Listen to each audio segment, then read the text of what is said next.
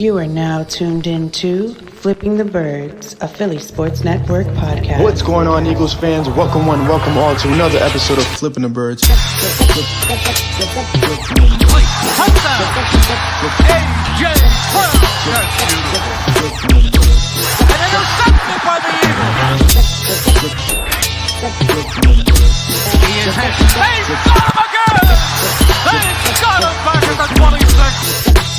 He's into the end zone. Touchdown, Eagles.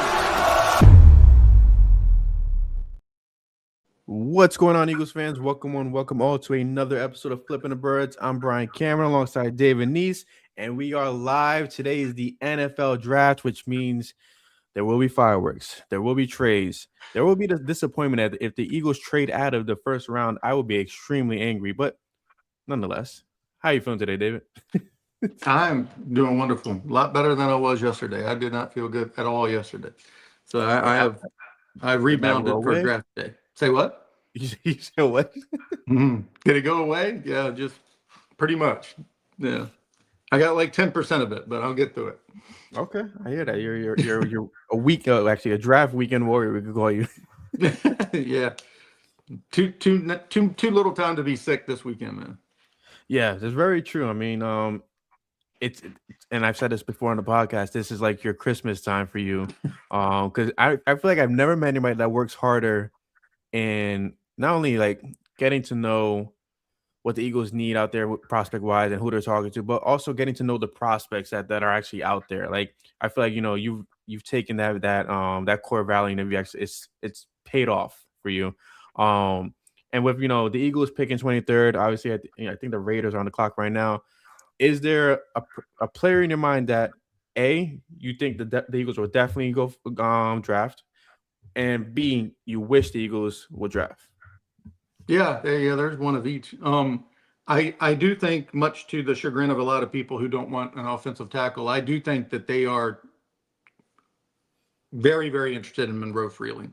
I think they have a couple backup plans like Max Ahinakor, Blake Miller, maybe even Proctor from Alabama. I mean, when they bring in a lot of players on these 30 visits, historically, the tell isn't who they're bringing in so much as it is the positions.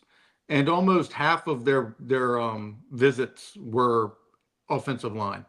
And there's a reason for that, because they know who they like. They've known who they like this whole year. I mean, if you go to a game and if you go to, scouting events, you'll see them, the Eagle scouts at the games. Like you know who they are and who they're there looking at.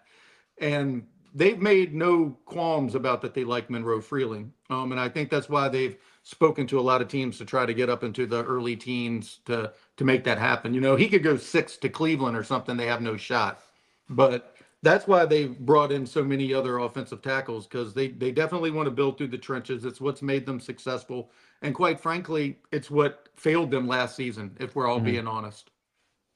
And if with them going, focusing on in the trenches again, do you feel like this same recipe actually works with this new, let's say, offensive coaching staff with Sean Mannion and guys he brought in alongside him? Do you feel like this same recipe can actually correlate with them and what they want to do, or is Howie just sticking to what Howie does and praying to God that it works out for the coaching staff? I think it's a little bit of both. I do think it's going to work with how they do it, but I think you might see a different kind of player. That's why I kind of was not on the Caden Proctor bandwagon. To me, he's kind of like a guard-ish kind of guy, like Mekhi Becton.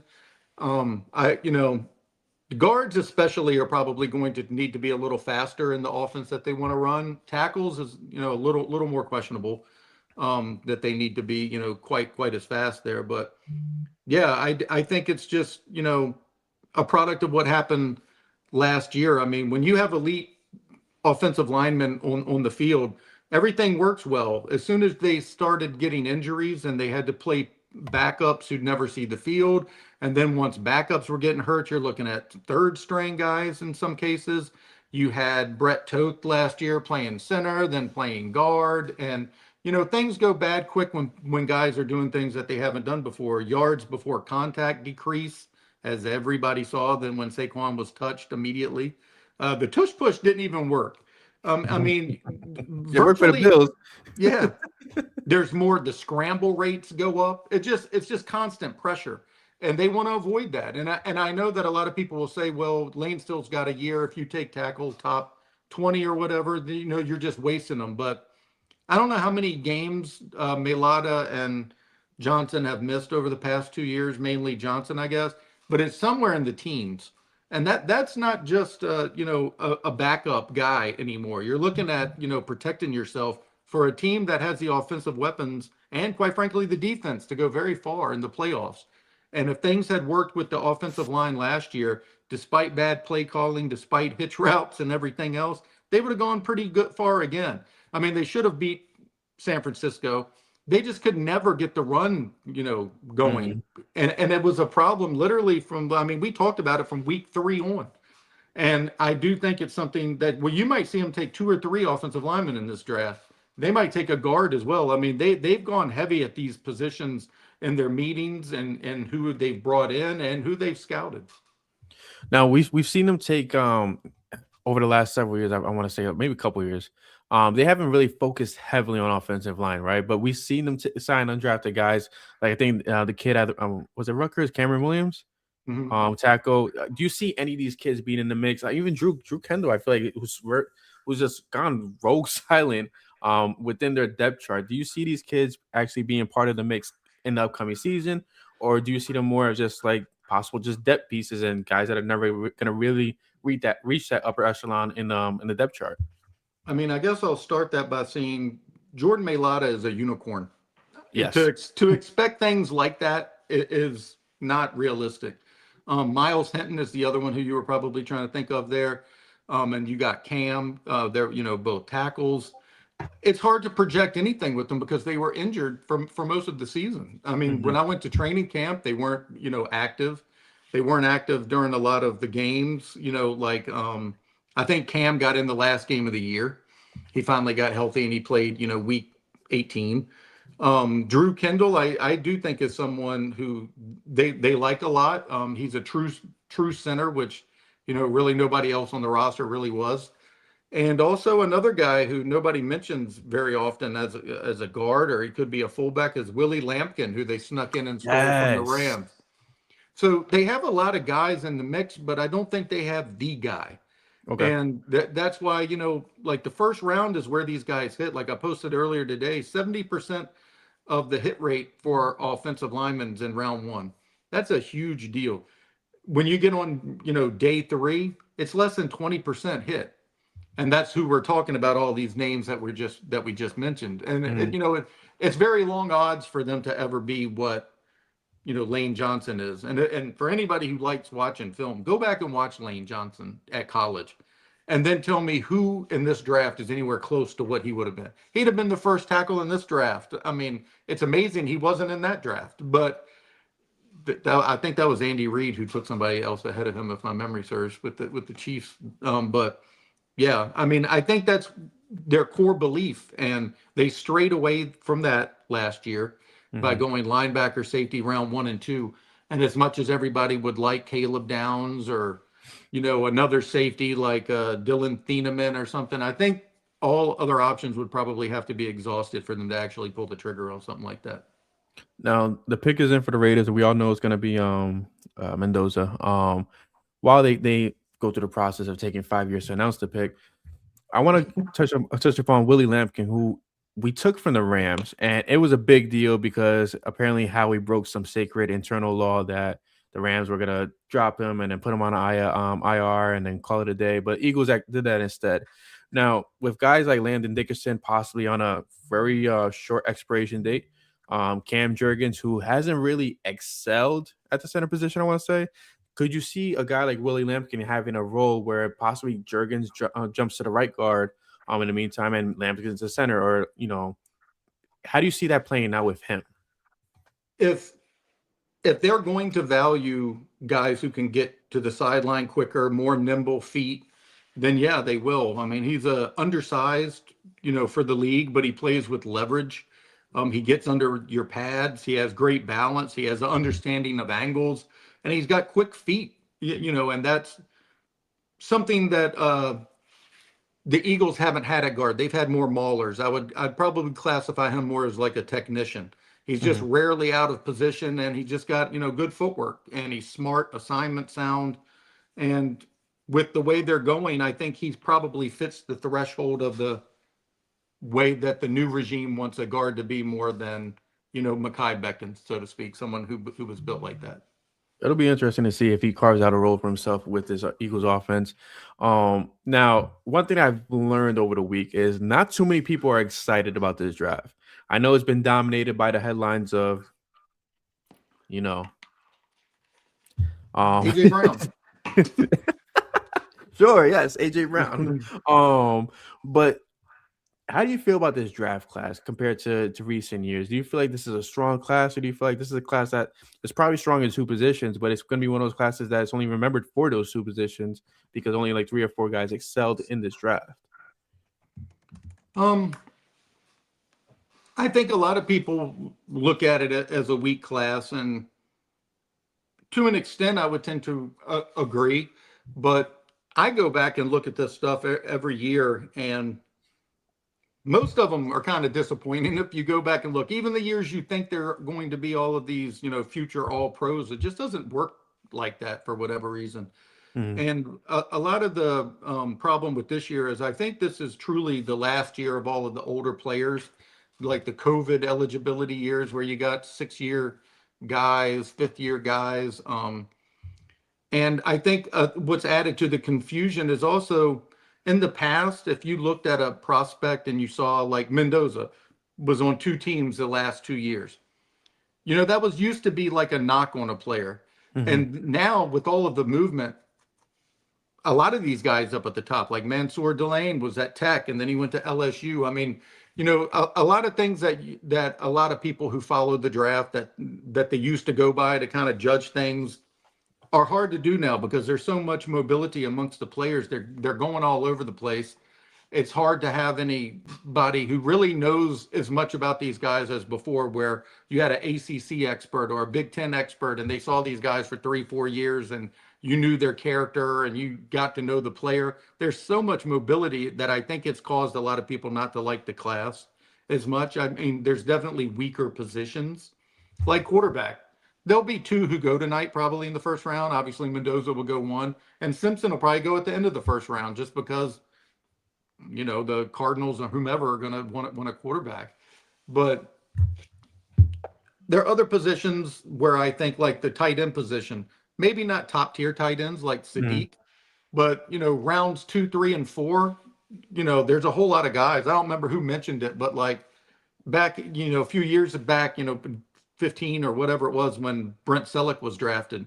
He had a lot of the same tangibles as like some of the guys who we're talking about in this draft, like Justin Jolie or Oscar Delp or something. And he didn't get picked all the way until the 5th round. Didn't mean he was a bad player.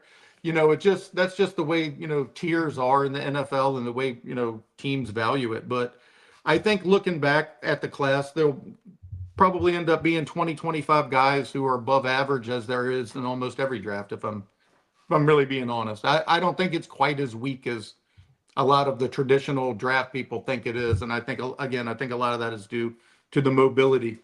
It just used to be you look and you saw a guy played on 2 or 3 teams and it was just, something that was very frowned upon. And now I think it's going to be the norm from here on out. So anybody who doesn't like that might as well get used to it, because that's going to be how it is.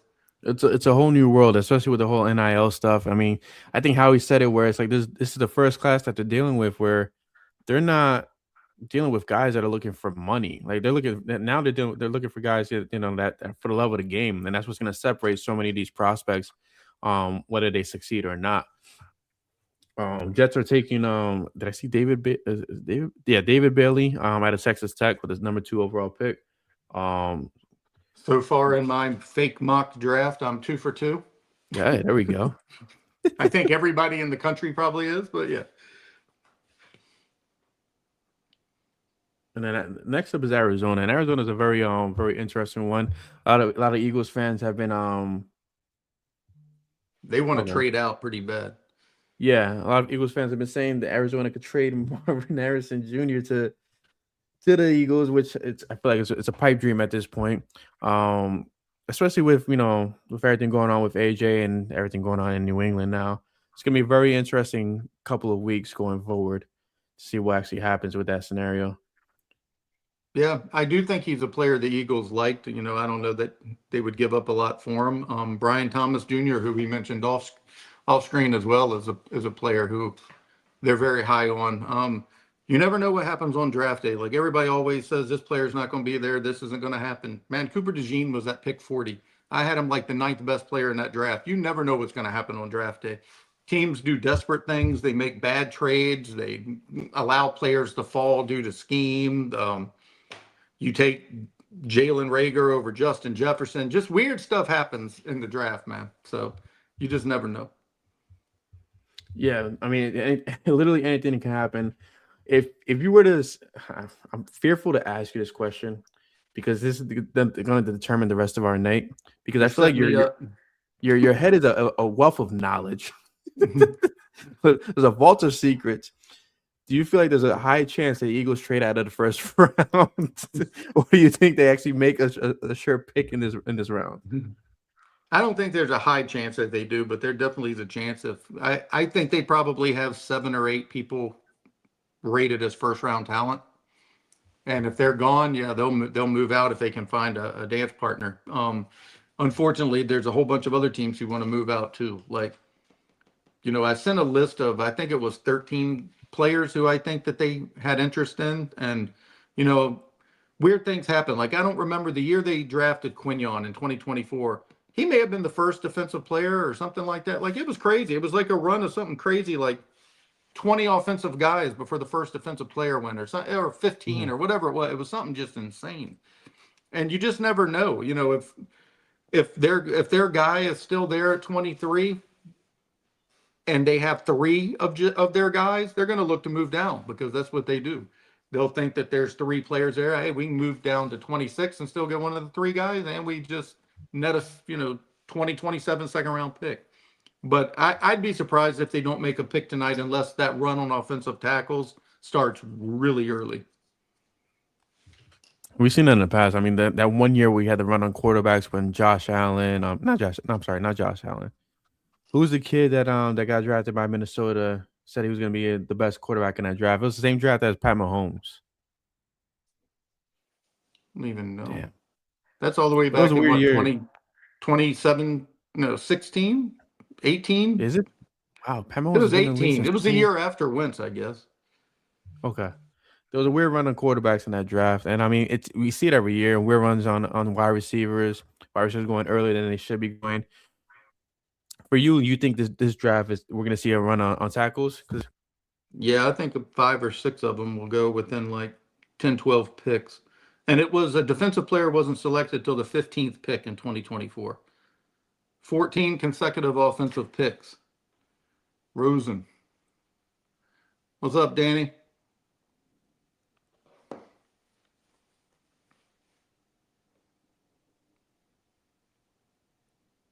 Can you hear me? I don't even know. Yeah, I hear you now. Sorry, I unplugged my microphone on my foot. Never happened before in the history of flipping the birds, but today's draft day, anything can happen. But yes, it was Rosen that was drafted by Arizona. My bad, not Minnesota, Arizona, and then he ended up they ended up drafting Kyler Murray the year after that, and we never heard Josh Rosen. Yeah, if you need to have any knowledge of past drafts or Eagles information, ask Danny throughout the podcast if he's going to stay on here for a while. He knows everything. Nobody keeps me more honest on my Twitter account than him. You sticking with us, Danny? What are we doing? Including our editing, by the way. Anytime I'm pinging you about something that's incorrect, it's probably because he let me know. He is quick on that stuff, man. Now it's starting to make sense. We need to get him a job. I think he could do it full time. I think I'm trying to see if Yeah, but you're right, Josh Rosen. I think he was a top 10 pick too. He was. It was a weird run on quarterbacks that made no sense. And everybody was just picking a quarterback for the hell of it. Then they gave him 1 year. Then a year after that, they ended up with Kyler Murray, who shined for like a year or two and now is in Minnesota. The pick is in for the Cardinals, so I guess they didn't move. So we're looking Jeremiah Love. Yeah. Nor That does makes need a running lot of back. sense. Yeah, that makes a lot of sense for them. I feel like they're following everybody's mock drafts to the T at this rate. And if Danny's still on here, is Love the first running back to be in the top 5 and like since who? Saquon? Saquon? Like when's the last time a top 5 running back? It's been a while, right? I don't do anything full time. He does one thing full time, but he's not mentioning it on here. Oh God. He has one job he does. I don't want to know. I think it's the first running back in the top 5 in the maybe since Saquon. Like I really do think that. Somebody will correct me though. No, he's still drinking.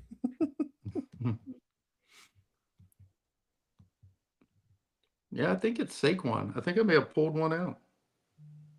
I don't think there's. I mean, there was what? Jahmyr Gibbs went what 6 or 7? I don't remember where he went when the Lions took him, but yeah, I'm sitting here trying to look. Genty was number 6 last year, so I do think it's the first running back in the top 5 picks since Saquon. Oh, he said it is. All right, pulled one out my ass. So whoops, sorry.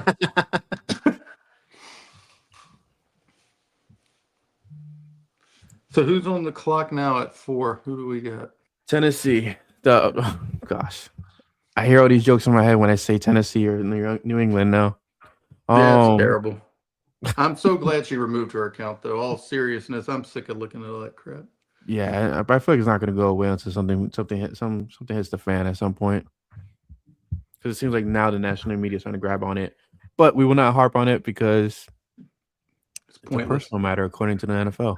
Yeah, personal matter to me. I have no interest. So number 4 at Tennessee,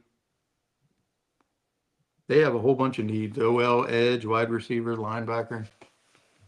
They're not going to go running back, obviously, since Love just went. I do think he'd have probably been an option for them there. That would have been a nice move for them. I mean, it would have been a nice offense to see with Cam Ward. Tennessee's one that is a team I feel like that hasn't recovered since losing A.J. Brown and then Derrick Henry. I mean, whatever happened to Ryan Tannehill, I mean, that offense I feel like just collapsed. Yeah, the sad thing I think that's going to happen in these top 10 picks is the Giants have 2 of them, the Commanders have 1, and if they stay up there, I mean, you're talking about the NFC East is about to get 3 of the best, 10 players in the draft that they're going to have to face, and they're going to be good players. Caleb Downs, Sonny Styles, Arvell Reese. I mean, you're talking really good players that are going to be landing over there. You hate to see that. And then the Cowboys have 2 first-round picks as well, 12 and 20. Cowboys got the first from the Packers, right? The Michael Parsons trade. Yeah. They're in an interesting situation as well with George Pickens now. He signed the franchise tag, but now apparently there's trade rumors. Yeah, I mean, that's always a possibility. You do the sign and trade there. Said Jeremiah Love will make 50.5 fully guaranteed money on his rookie contract. Is that normal? I feel like that's kind of high, no? I don't know. That's what's reported. 50.5 fully guaranteed. I guess because of the position where he went. I don't know. I don't pay attention too much to the money. I always trust Howie to do all of that stuff. I don't really look into that too frequently. I always trust my buddy Howie and back at the NovaCare complex. Yeah, and every time I think I know what he's done, more information trickles later that you realize you don't know anything.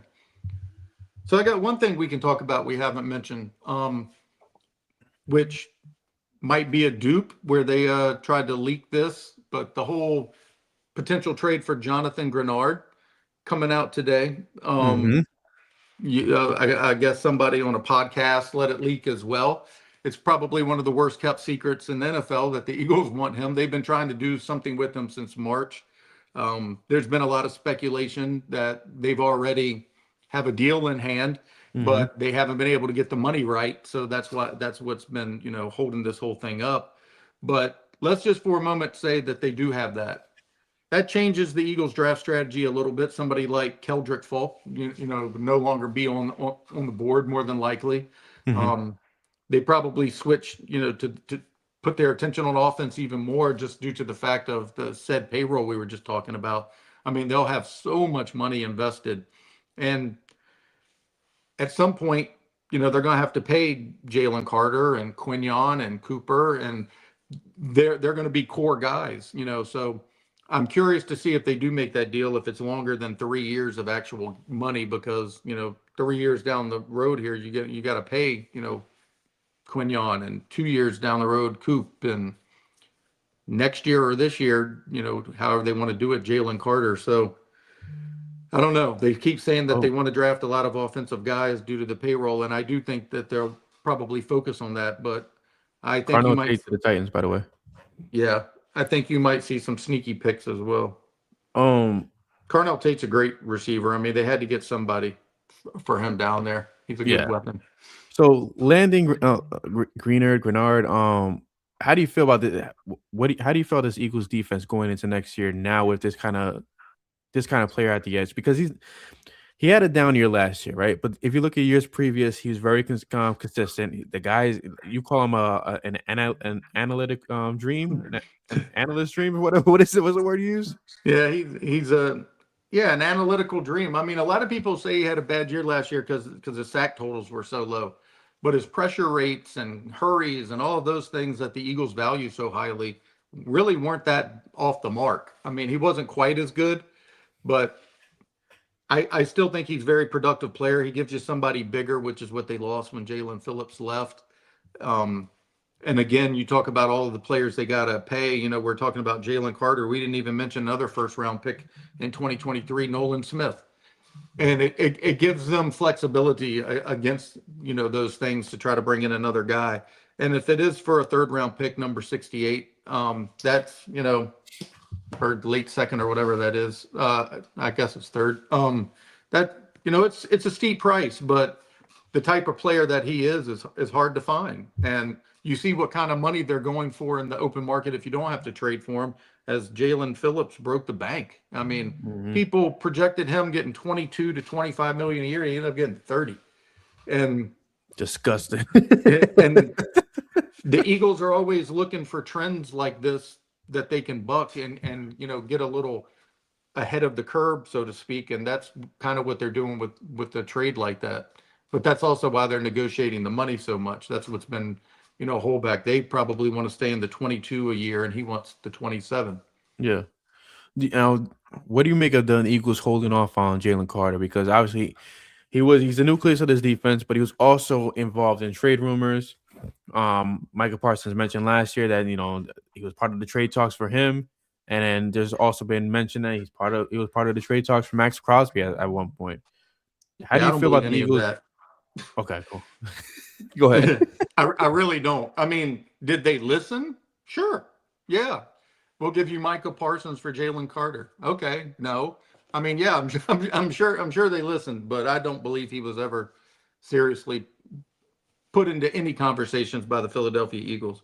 But of course, they're never going to play their hand. They're going to listen to anything. I mean, if somebody's silly enough to give you 3 first-round picks or whatever, yeah, you listen. If they're going to give you Parsons and 2 ones, yeah, you listen. But yeah, I don't believe they were ever seriously getting rid of him. I do think that they hope he matures and grows into the player that they want him to be a stalwart on the defense there for the next 7 years. I mentioned Cooper and Quinion earlier. I think they have a core 4 on defense there with Jordan Davis, Jalen Carter, and then the 2 guys in the back. And I think that's how they build these things. If you look offensively, they had a core 4 for years with Kelsey and Lane, and then they had Brandon Graham, and I don't even remember who the 4th guy was off the top of my head right now, but they had a core 4 for Fletcher Cox. Fletcher Cox. Yep. And these are guys who stayed together for 10 years, together. And I think that everyone who I just mentioned has a chance to do that as well. And on offense, you have Jalen Hurts and Smitty, and I was hoping Dickerson, but Giants are picking Arvell Reese. yeah, I knew they were going to get one of them, Sonny Styles or Reese. It's a great pick. He's too good of a talent to pass up. Even though they already have Abdul Carter, Brian Burns, like their line is just Kayvon ridiculously Thibodeau. stacked. Yeah. Um, Who's probably going to be traded. yeah. You mentioned the core four, right? And obviously you did drop a little tidbit about Nolan Smith earlier on. Is Nolan Smith going to be the odd man out at some point? Because they obviously, I feel like it's a competition between Jalen Hunt and Nolan Smith, and then if they trade for Grenard, then that money's locked up already. So it's a pick between you extend Jalen Hunt at some point for a cheaper contract than you would for Nolan Smith, or do you extend Nolan Smith and find a way to move? Um, oh, I'm sorry. Jalen. Yeah, find a way to move Jalen. Um, I think Jalen Hunt would be who I would bet on them keeping if I had to bet on one. I think Okay. there's a couple reasons for it: health, financial ramifications, first round pick versus third round pick. Yeah, if I had to bet, but I think they like both, but as I mentioned earlier, the edge rushers are just making so much money. It's very difficult to try to keep all these guys in house, and you have to hit on the draft picks the way Howie has in order to keep this thing going, or it falls off the rails quick. Yeah. All right. So, the Chiefs have just traded up to number 6, with the Browns. So they jumped Great. from 9 to 6. Really quick before we speak on what their pick is going to be, big shout out to Jay Fizz, who's been with us for the last 6 years from PSN to always and now. So we appreciate you, man. I appreciate you and your battles with the Kangaroos as well. So Browns trading number 6 to the Chiefs. Who do you think the Kansas City Chiefs are after? Is it Sonny Styles or? I'm gonna go Mansour Delane. Okay. Big Red loves a corner. They let who is it? They let go McDuffie, right? They traded McDuffie to the Rams. And the year before they traded the other guy to Tennessee. Yeah, so they got would they move up 3 spots, 4 spots? Where were they? Ninth? Is that They where were they ninth, were? yeah. Yeah, I'm going with Mansour Delane. I think he's the best corner in this draft. He just seems like an Andy Reid kind of guy. Okay, that's an interesting move with him. Of course, I could be wrong, but me I and don't Andy, know. Andy go way back, so I'm going to go. I've learned that you're wrong probably like one time out of like 25. So I don't know. I learned the hard way. I usually don't have to talk this much, so I don't have to go on record as much as I am tonight. I normally keep my thoughts to myself or between us. I don't really share them Whispers. with It's an not audience. thought, it's whispers. Yeah, I do try to leave little nuggets here and there, but I don't normally blatantly say what I hear too frequently. So Eagles, if they do trade for Grenard, now let's talk offense, right? Because we know their defense is going to get only better at some point, somehow, some way, right? But offensively, we spoke about the offensive line.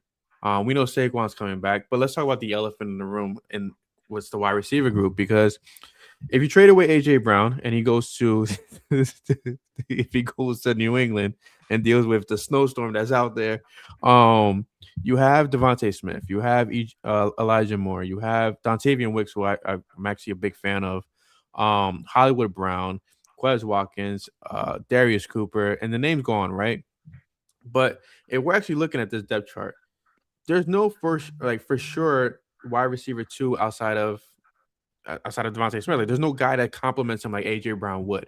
Now, is that a concern for you, or do you feel like, hey, Devontae is going to take off and this offense is going to be that good because he's finally going to get the focus that he's been deserving at this rate? I do think they'll put a lot of focus on Devontae, but I'd be stunned if they're moving AJ, and it does sound like they are. They're going to take a receiver today or tomorrow. There's no way they go out of the 3rd round without having taken a wide receiver if they're really moving on from AJ Brown. There's 100 reasons for that. One is the most important probably for Howie is look what wide receivers are making on the open market to try to replace someone of AJ Brown's caliber. They're up to $30 million a year now as well. And you just can't continually build rosters without having these guys on rookie contracts. And they're going to be players few and far between, like Devontae Smith, who took way below. You hit it right on the head, Mansour Delane. Just such an Andy guy, man. Yeah, it's hard to find a guy like Smitty who's going to take $40 million less than his worth on the open market over the years. Do you want to take this question? on what went wrong with AJ. It's so funny because like David and I, we speak every day, and our conversations somehow, some way, we always end up with AJ and expressing our emotional side of it because we've grown to be big fans of him, right? But I've been hearing so many reports left and right that it's changed my perception of what he actually wants. And it makes a lot of sense. Right after they won the Super Bowl, he said it wasn't enough and he wants to dominate. He wants to be that guy. You can't be that guy in an offense that is focused on Saquon. It's focusing now on Devontae because even Devontae was getting a lot more attention. Dallas Goedert got a lot more attention last year. But internally, obviously, there's something that was manufactured within the team that broke this band apart, right? What do you think was actually the true spark in all this without going into full blown details, of course, if you're not too sure? Um, I think about whatever it was 12, 14 months ago, Brandon Graham did a show, maybe from Chicky and Pete's. I don't remember where he was. Maybe he was on his Brandon Graham show. I can't really remember. And I think he kind of stated what had gone wrong. He said they used to be friends and now they're not. And they need to get over it. And he said something along those lines. I'm paraphrasing. He said Jalen Hurts was trying and 11 needs to start listening. Yeah, whatever he said, I do, things like that don't get corrected quickly normally manifest into something worse. And, it's hard for people who are that stoic and frustrated with one another to kind of play together in football. And I know a lot of people will say they should just get past that bunch of millionaires arguing, fussing, crying, whatever. But it's way more than that. And, and I don't want to say anything negative about anyone. AJ Brown is without question my favorite player on the Eagles the past 2 years. He was the most, yeah, he was the most approachable. He was the most friendly. I've had more in-depth conversations with him and important conversations that are completely not football related. And he's very accountable as well. He is. For things that he didn't have to be accountable for as well. He is. And, I think I wrote about it a couple weeks ago. AJ is outgoing. If he's going to wear his emotions, he's a little more reactive. You're going to see his emotions. He's wearing them. You're going to be able to see what he's feeling. Whereas Jalen Hurts is stoic and calm and to himself. And, those personalities have worked well together in the past. But when there's an issue and you're trying to get a reaction out of somebody and they're still stoic and non-responsive, sometimes it can be mistaken as not caring. And and I just think whatever issue they don't have just has turned into something that's probably very hard to get past for both of them, and especially somebody who wears their emotions on their sleeves. It's definitely tough to watch, and it sucks because like I said, this offense it's amazing as a fan to see two guys that can dominate on that can dominate the outside, a tight end that can dominate the inside, a running back that could take over a game in a blink of an eye, and a quarterback friends. Yeah, that was a key thing as well. They got along very well for the time being, but as they started winning more, I feel like the questions became bigger for each individual. And to be fair, I don't really know Jalen. I barely have ever spoken to him. Last week or the week before, I finally got to talk with him. And that's one of the, few times that, well, actually, it's not even one of the few times. It's the only time that I've ever spoken to him like that. He's, goes up to the press and speaks when he has to, when he's on the, stand there. But for personal conversations, like in the locker room, which Brian's had, I've had with players, that type of interaction doesn't occur with him.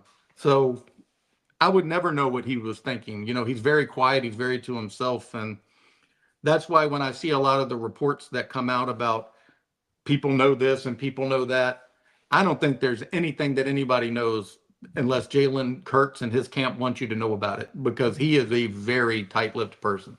Whatever has happened, you're never going to hear it from his side of the camp, because he is just not like that. And that rubs some people the wrong way, including people in the media. They're used to the alpha quarterback being, the life of the party, the guy who's going to say everything and tell you everything, and that just isn't what's happened with Jalen. Even as his confidence has grown in the NFL and how his popularity, he's still the same guy he was, when I was in there 4 years ago. He hasn't changed at all. His personality is exactly the same, at least when the media's in there. And I appreciate that about him. I do as well. I like the fact that Jalen is a no nonsense kind of person. I don't like the fact that times when he needs to say the right answer, he shuffles around it and kind of says that it's none of your business kind of thing.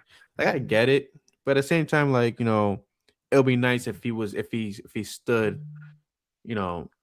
Commanders are selecting Sonny Styles with a number 7 overall pick. They would have taken Delane, which is why the Chiefs hopped him. I think it would be nice if he stood for his guys a little bit more at times, if that makes any sense. I'm gonna just turn on the light. I'm losing battery on this little ring light. Yeah. Yeah. Again, I would never claim to know anything about their personal life, personal relationships, or how they're, interacting when they're not in front of us.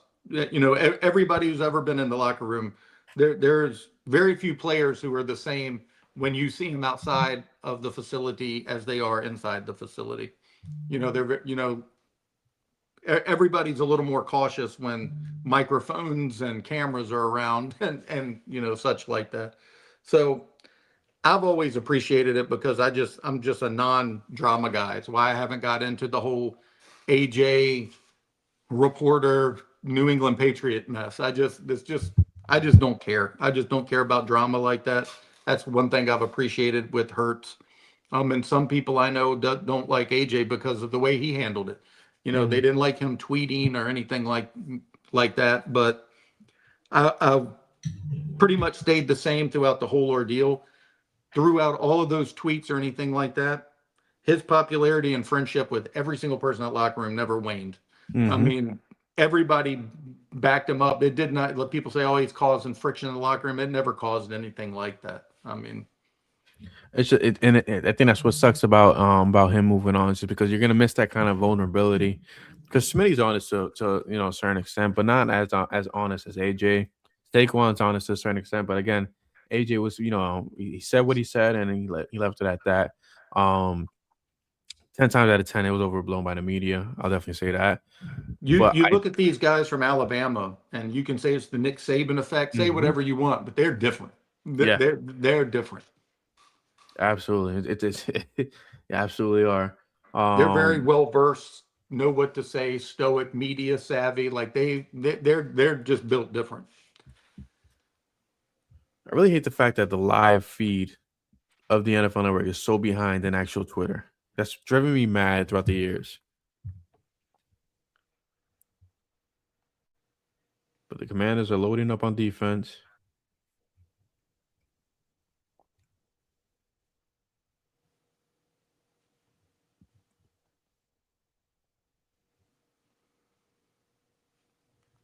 Now, would you say Mansour Delane's comp is Trent McDuffie? Instead of Chiefs are replacing him with a like player? I think I mean, they weren't never going to pay him. I mean, that's the Chiefs kind of doing a Howie Roseman type of move there. You get an asset, you get a high draft pick, you move on, and then you trade, them away for that asset, and then you get the same type of production for way cheaper for 5 years on a contract. I love the move. I actually like Delane. I mean, McDuffie, I think, was like 25th, kind of in that draft. I think he was somewhere around there, He was 25th late. or something. Yeah. He was really good though. He was like one of my top three favorite corners in that draft. But Delane is really good. I mean, a lot of people, when I first started watching him at Virginia Tech, because I've known him for like 3 years, the comp was Reek Woolen, believe it or not. That was like the number one comp that everybody described him as, that that kind of long physical boundary corner like that. Oh, Saints are getting Jordan Tyson. I hate that. Who's it feels like a bit of a waste, because I mean the Saints, I don't think they're in the place where they could be If They you have were a surefire quarterback. Kellen Moore, and there are no surefire quarterbacks left in this draft, and you're an offensive coordinator, you're going to want the best weapon. I mean, the guy's like a human joystick. Just watching him move, it's like Madden looking at the way he moves on the field. It's crazy. So him and Chris Olave in the same wide receiver room was gonna definitely be interesting to watch for the Saints. But again, it's one of those things where it's kind of like it's great that you have these weapons, but if you don't have the quarterback, and maybe in year two, how do you say his last name? Show. Yeah. You know who'd be a really good fit there would be a third-round pick to the Eagles for Tanner McKee. I think he would really succeed over in New Orleans with all of these weapons. That would be interesting, especially with Kellen Moore. I mean, Kellen Moore would probably welcome that with open arms. I would think so. He was a big proponent of his while he was there. Do you think Tanner McKee is a bit overrated by us internally, or do you actually think the NFL views him as this guy that can actually be beneficial for the offenses? A little bit of both. I mean, I think last year kind of tempered expectations a little bit when he struggled in those games. I don't necessarily think that's fair because the game plan was designed to do certain things that really didn't fit his strengths, in my opinion. I don't think that was a Tanner McKee game plan. I think it was something they wanted to do intentionally. So I do think the criticism is a little unfair, but the Eagles have a history of getting like second round picks for quarterbacks going all the way back to AJ Feely and then Kevin Cobb. You know, they've done this a lot where they kind of build up these guys and get high picks, and they very rarely ever work out. I mean, I think they got a second round pick for McNabb too from the Commanders years ago. They've done that a lot, move on from quarterbacks. But I mean, they technically got a second that turned into a first for Wentz, right? That's what it was, the stipulation? Yeah. I mean, they've done amazing flipping quarterbacks, so I would never say they couldn't, but I've never seen them as like when people say they're going to get a first or second round pick. I don't know. I'd be a little surprised by that. A third round pick, sure. I mean, he's on his last year of the deal already. It's going to be interesting to see what they do with him. They brought in Andy Dalton in the offseason. They don't really have a fourth guy that they're developing outside of Tanner. No, that's why a lot of people think Taylor Green or Cole Payton or something, day 3 might be the pick for the Philadelphia Eagles. It's interesting that so with if I were the Giants and I saw a guy Jordan Tyson being available, I would think that he falls to possibly 10. But now that he hasn't, do you see the Giants sticking with offense, or are we going to see a weird little run on wide receivers from 10 on? I would think they need a wide receiver. They could still use a corner as well, but I doubt that they'd pull the trigger on Jermod McCoy this early. But So do you see them possibly trading back now? Could we actually see a big trade? I would try to trade back if I was them, but they do need a wide receiver, and there's still a couple high caliber ones out there and for them to take. I mean, I don't know. I feel like it's still too outside of Jordan Tyson and Cardinal Tate. I feel like this class doesn't really like at pick 10. I kind of agree. I mean, you got Omar Cooper Jr., Casey Concepcion. You go get those guys later on in the first round. Yeah, Boston is a guy who some people have as high as 10, 12 range. I don't have him that high, but a lot of evaluators do. Denzel Boston gives me weird vibes, like kind of like Treylon Burks, as well as the other kid that everybody wanted the Eagles to draft, and he ended up coming to Philly and was scared or something like that. Oh God, what was his name? He ended up with the Jets. Ended up being a bust as well, but he gives me those kind of vibes. I mean, not Arthega Whiteside. That isn't who you're mentioning. No. Wasn't he a second or third round pick too? He was. Yeah, I think he was actually a second, right? No, I think you're probably right. Terrible. Maybe Corey remembers. The kid Corey? that was drafted, was it Denzel Mims? Not by the Eagles. I wasn't expected to get popped up so soon. What's up, guys? The Eagles the Eagles fans wanted him to be drafted, but it seemed like he was kind of overrated. He came to Philly for a visit, got scared because he got weird straight or whatever, and then ended up being drafted by the Jets. Yeah, I do think that's who it was. So Boston gives me those kind of vibes. Ironically, they both have the same name, first name Denzel. At least you didn't say Arthega-Whiteside vibes, because I never want to see someone's mother holding an umbrella over them on a field ever again. Oh my god! What about a reporter holding an umbrella over the head coach of another team? Not speaking on that. I'm not doing that.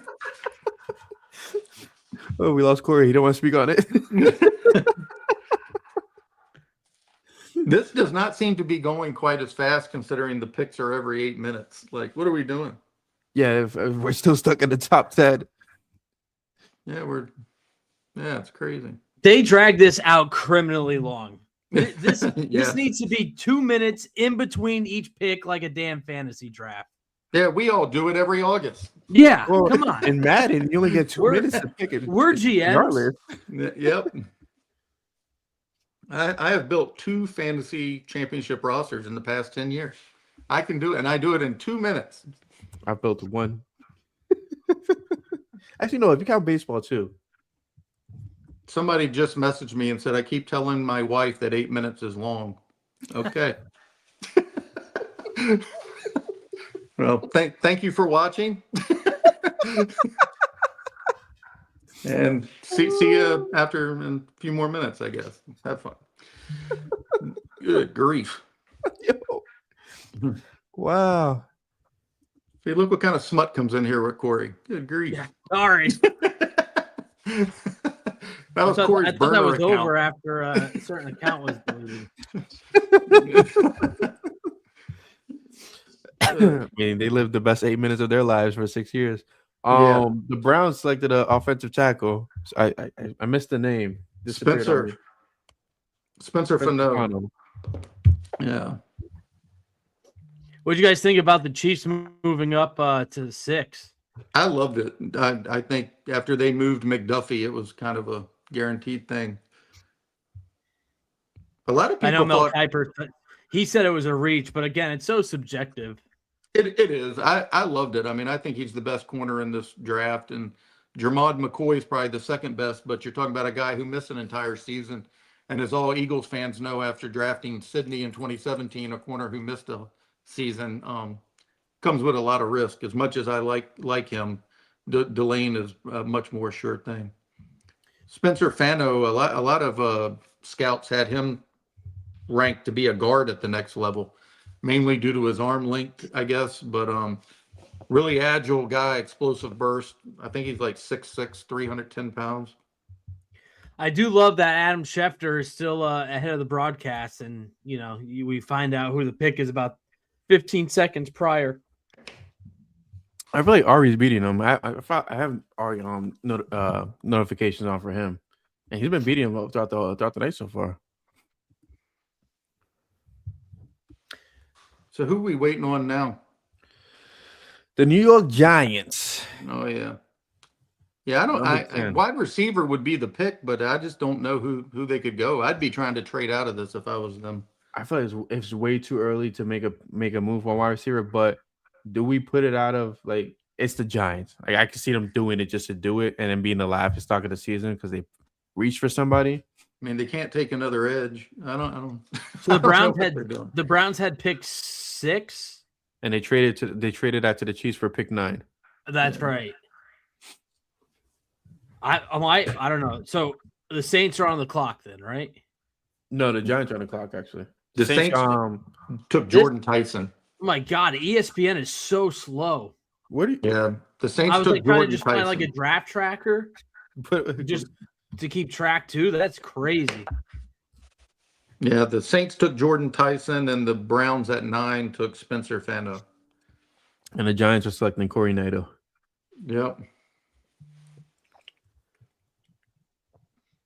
What do you guys think about the Reese pick for the Giants? They have like too many linebackers, I feel like now. Yeah, I'd say Thibodeau is probably gone because Reese can be used as an edge as well. So What do you think they could get for Thibodeau? I really don't know.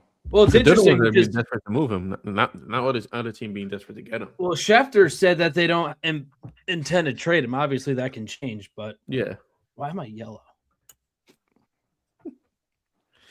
my thing just I look died, like I so got a I'm bad working tan on it. going on. I said the same thing when I was on here. I look like I'm sunburned. Like I look red. You do look a little rosy. Now that you say that, you actually do look a little red. Yeah. You do look a little rosy. And I assure you, I am very pale. Oh, offensive tackle, Francis. Oh, God, I'm bad with last name. Maui Goa? Sounds good. That who Giants took. Moyoga? Maui Goa? He was a 3-year starter with Miami at right tackle, so they're fixing their offensive line, which is definitely something they needed to do. All right, so we're getting into the teens, boys. I like it. So we're up to the Dolphins now, right? So that's 2 tackles that have been taken. So now you predicted a run on tackles, David. Is it? Yeah, Is this the beginning part 6 of it? of them. I think 5 or 6 will go by pick 25. There's a whole lot of teams that need them. I mean, the Dolphins could use one. The Rams could use one. The Ravens will probably take. And my guess, I think they're going to take that Vega Ione, that's however you pronounce it, from Penn State. I think that would. I'd be shocked if that's not who they pick.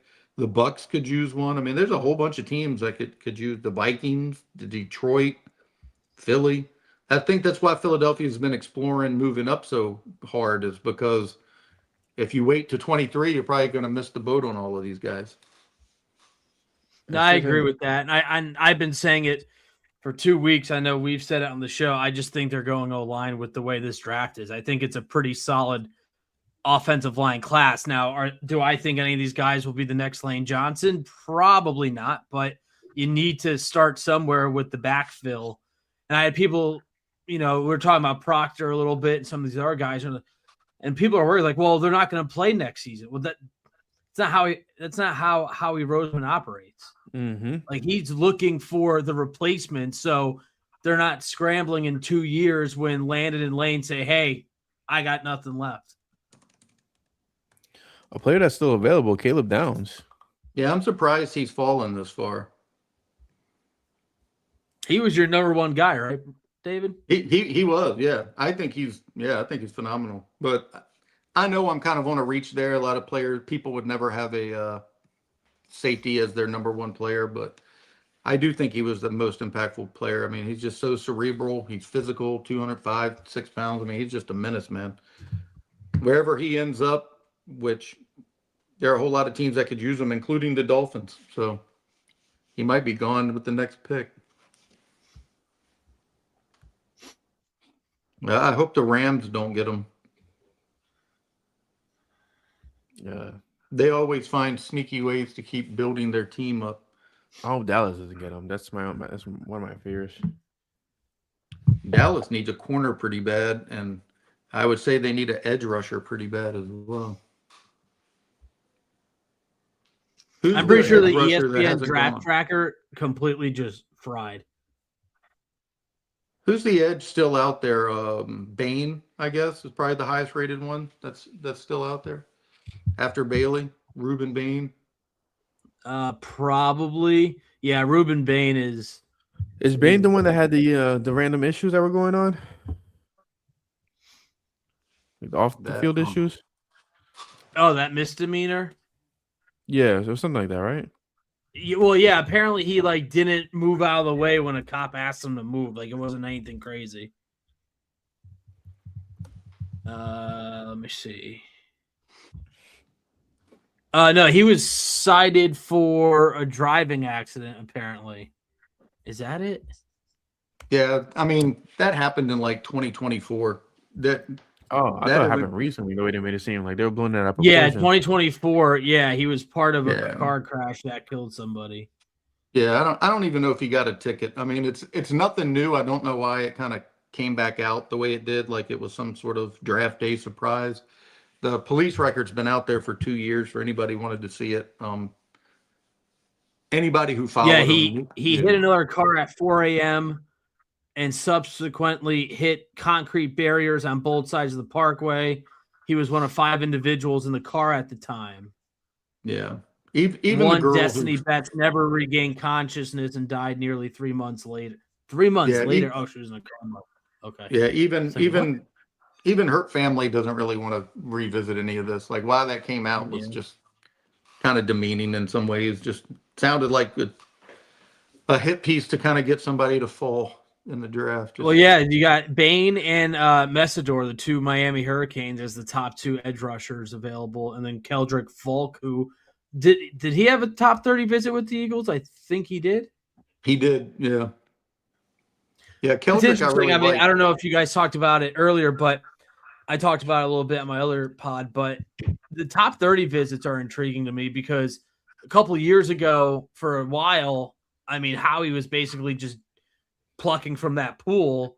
Mm-hmm. And if I'm not mistaken, last year they didn't draft anybody that they had in the top 30 visit. So interested to see what kind of translates here tonight. I like when Howie does that. When he does the under radar things that nobody's expecting. That's like the Jalen Hurts draft. When they selected Hurts was nowhere near on their radar according to him. David will be back with us in a few minutes to continue the draft watch. But Hurts wasn't on our radar, and there was another player that I feel like wasn't on the radar recently that they drafted, and the name's escaping me. 2025 top 30 visits. I'm trying to pull up last year's top 30 visits for the Eagles because they definitely did not. From what I remember, they did not draft anybody from their top 30. There was a period that was like that, right? So 2020, this was in March, which is, oh no, it's updated. So they had Kevin Winston Jr., Walter Nolan was like the big name last year. Mm-hmm. Malachi Starks, I know we talked about him a lot last year on the pod. Trey Amos, Jalen Reed, Jaden Blue, the running back.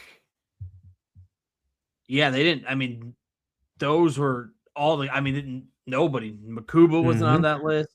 Campbell wasn't on that list. Pretty remarkable. So Jeremiah's Daniel Jeremiah's best available. Ruben Bain Jr., Caleb Downs. But I feel like Francis Mauigoa, he just so they're behind. I forgot he's going to the Giants. Makai Lemon, wide receiver. Kenyon Sadiq. How would you feel about the Eagles drafting a tight end in the first round, like of the caliber of Kenyon Sadiq? I just don't think they need him. But again, if he somehow falls to 23 or maybe 18 or 19, would I be mad or would I be a little confused as to why they moved up and got him? No. I mean, he is probably one of the best athletes in this draft class. I know there's some people that actually aren't that high on him, which is a little bit surprising. But I mean, one of those people was actually David, ironically. Well, David, yeah. David's not high on him at all. Right. I mean, I don't think they should trade up for him drastically. Like I said, if he's at 18 or 19, okay, maybe just make a move. But I just think the offensive line is too important right now. We saw what struggles they had with the injuries. Oh God, the Cowboys are on the clock. Oh boy, everybody. They traded up, most likely to be Caleb Downs. Yeah, let's see. They moved up one spot. Yeah, so they want somebody. They want Downs. So I guess there's another team. They definitely need help in that secondary. They were Swiss cheese last year. I like when they're Swiss cheese, though. Yeah, it makes it easier for the NFC East. I mean, I think the Giants got some solid picks, but I for what they could have potentially had, like if Tyson fell, if they pair Tyson with Neighbors. Neighbors, thank you. I had OBJ stuck in my head, and I'm like, get the hell out he of my was head. It was at a Giants facility. That's right. Yeah, that's right. But if you guys are tuning into us on Twitter right now, be sure to subscribe and watch along with us on YouTube as well. Make sure you guys I put the link in our Twitter chat. Appreciate you guys for joining us. There's about 600 plus of you guys right now. We appreciate you guys for watching us and dealing with our nonsense until the Eagles pick, where we will probably crash out because if it's a bad pick or they trade out, I may lose my mind. I can't lose my hair. So, well, that's the problem. You wait all night, and if they end up trading out, it's like, oh man. Cowboys select Caleb Downs. It is official. I don't think Howie's going to miss here. I mean, Okay. you look at the first round picks over the last few years. I mean, he's hit home runs. I 100% agree with you. Jahad Campbell made an immediate impact. Obviously, we've seen what Quinyon Mitchell has done. Jalen Carter, Jordan Davis, Devontae Smith. I mean, ever since that Rager pick, I think it like jarred his system. That pick traumatized me. Somebody shook him and be like, "Don't ever do that again." I blame Eagles Twitter, and I love Eagles Twitter. I love all of you, every single one of you, all the scouts on Twitter. But it's all your fault. I was banging the table for Justin Jefferson. Everybody was saying, no, he's not right. He's a slot guy. He's just going to be a slot guy. Jalen Reagor's a real deal. Deshaun Jackson 2.0. And the kid was a huge bust. People were hyped on JJ Whiteside too. What'd you say? All Jalen Reagor was basically a glorified track star. He just stretched the field. But they made him feel like he was Deshaun Jackson. Right. Broke my heart that we didn't get Jay Jets. Yeah. Hey, could you imagine what this offense would be? I mean, we wouldn't be dealing with an AJ Brown situation right now. No, probably not. How do you? So real quick, the Cowboys traded picks 12, 177, and 180 to jump one spot to the Dolphins' 11th overall pick. I feel like there's a bit of an overpay for one spot, but they may have been competing with somebody. Yeah, I do feel like that's a little bit of a hefty price, but I guess they're worried that who's after somebody was them. definitely going to outbid them. Yeah. Where are we? How do you feel about the AJ Brown situation now? We spoke about it a little early on, how we feel about him moving on and wanting to move on. In the chat, they asked, what led to this, and then me and David kind of elaborate on everything that's transpired in times. But as somebody that's covered the team in person, as well as mostly in person, you and David you guys covered in person last year. How do you feel about the AJ Brown wanting to move on and wanting to leave this team? Yeah, I mean, I think it's a little disappointing because he said that he likes it here. Philly's his home. He said he wanted to retire in Philly when his first press conference, so just put that out there. Right, but obviously things change. Obviously that dynamic with him and Jalen Hurts have completely fizzled out to the point where, I mean, I don't think I try to put myself in that situation and think, okay, how or what would make me basically not be boys with my best friend? You know what I mean? Like what happened where my longtime best friend, I'm like, I don't want anything to do with you, or I just want to coexist, and that's it. Like, to me, that's what I've been trying to grapple with. I think it's a shame because I thought he could have had a fantastic career with the Eagles. Not, it was a wonderful 4-year stretch, but at the same time, I think the red flags were there right after the Super Bowl when he said that it didn't fulfill him the way he thought it would.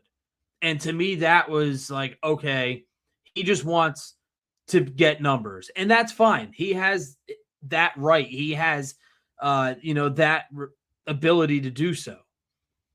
He clearly just doesn't think it's going to happen with the Eagles, with the offense. They're still going to probably funnel it through the O-line and Saquon Barkley because it worked.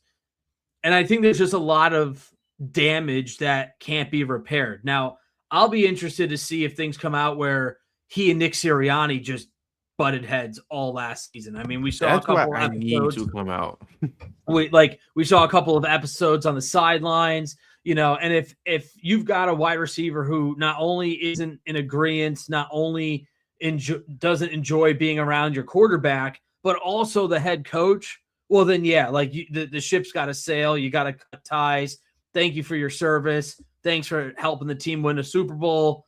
You're going to go down as one of the best wide receivers in franchise history, even though you were with them for 4 years. So I know you and I were kind of the lonely soldiers on the camp of he's not going to get traded. But once things started kind of getting out more, and he never really came out and said, oh, I want to be here. He also hasn't said really that he doesn't want to be here.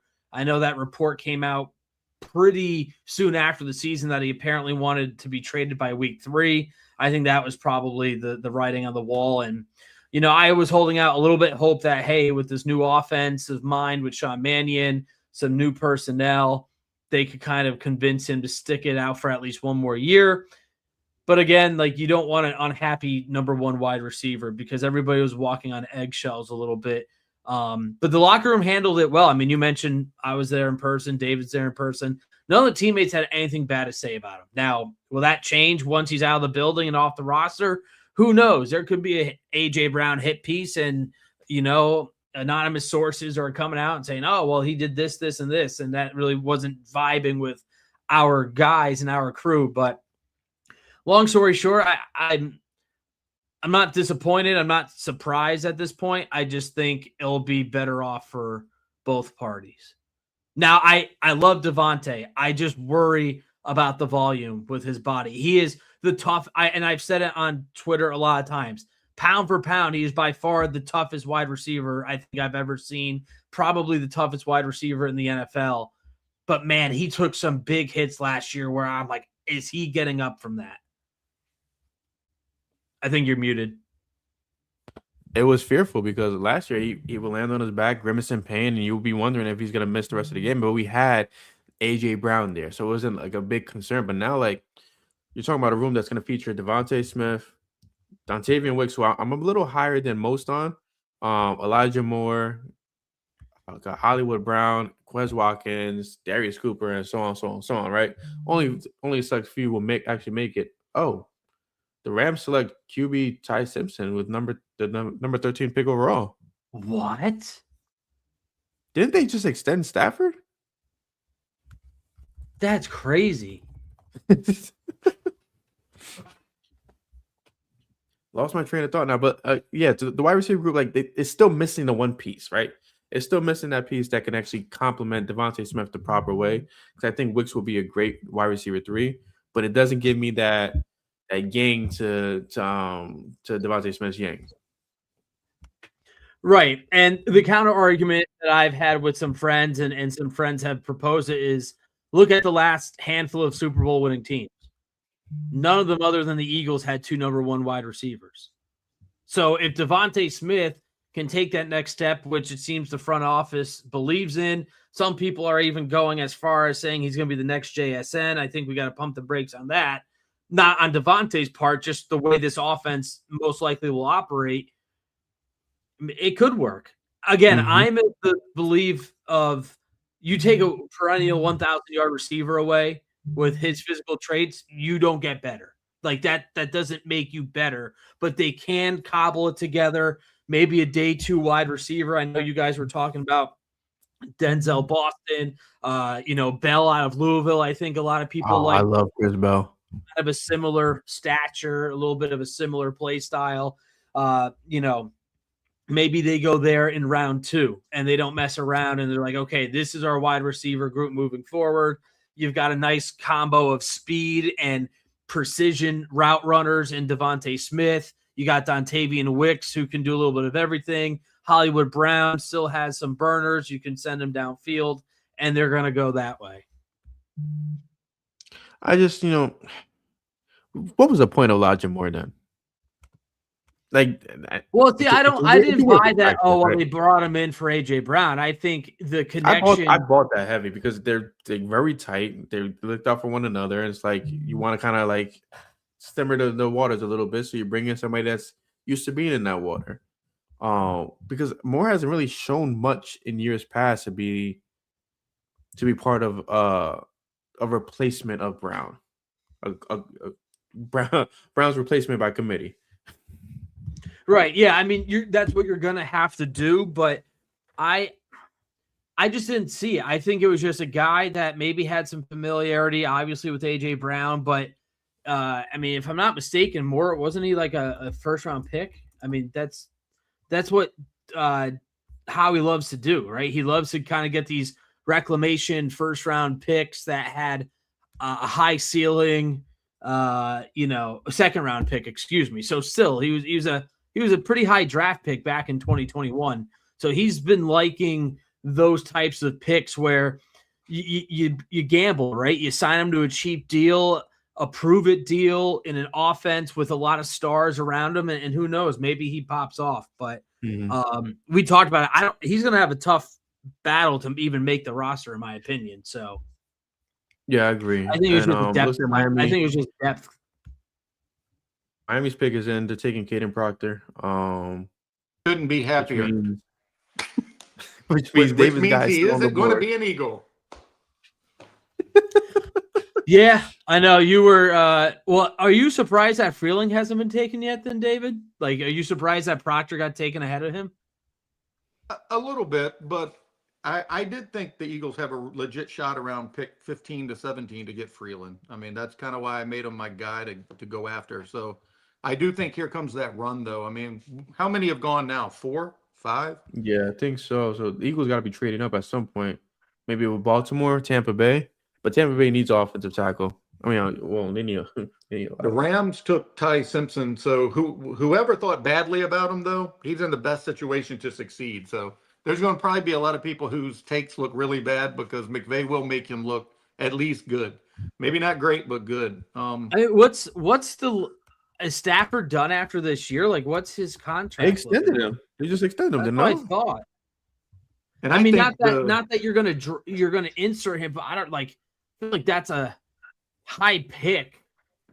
To me, it's the weirdest pick of the draft, and nobody will beat that today either. That's going to be the weirdest pick of the draft. Do the Eagles go for Bain if he continues to fall? No shot. Okay. I just think I don't think so. They got to go O-line. I just think that's their bread and butter. I think the Ravens will go Vega here. I'd be shocked if they don't go Vega. I guess Sadiq could be an option, but I'm most disappointed that I have to hate Caleb Downs now. That's just very depressing. Yeah. I've been a huge fan for 3 years, and now it's all over. Can't like him ever again. Maybe in 4 years he'll come to the Eagles. That Proctor's not an Eagle. Yeah. People on Twitter are losing their minds that Ty Simpson went 13th. Oh yeah, it's that nothing will beat that all night long. That's insanity.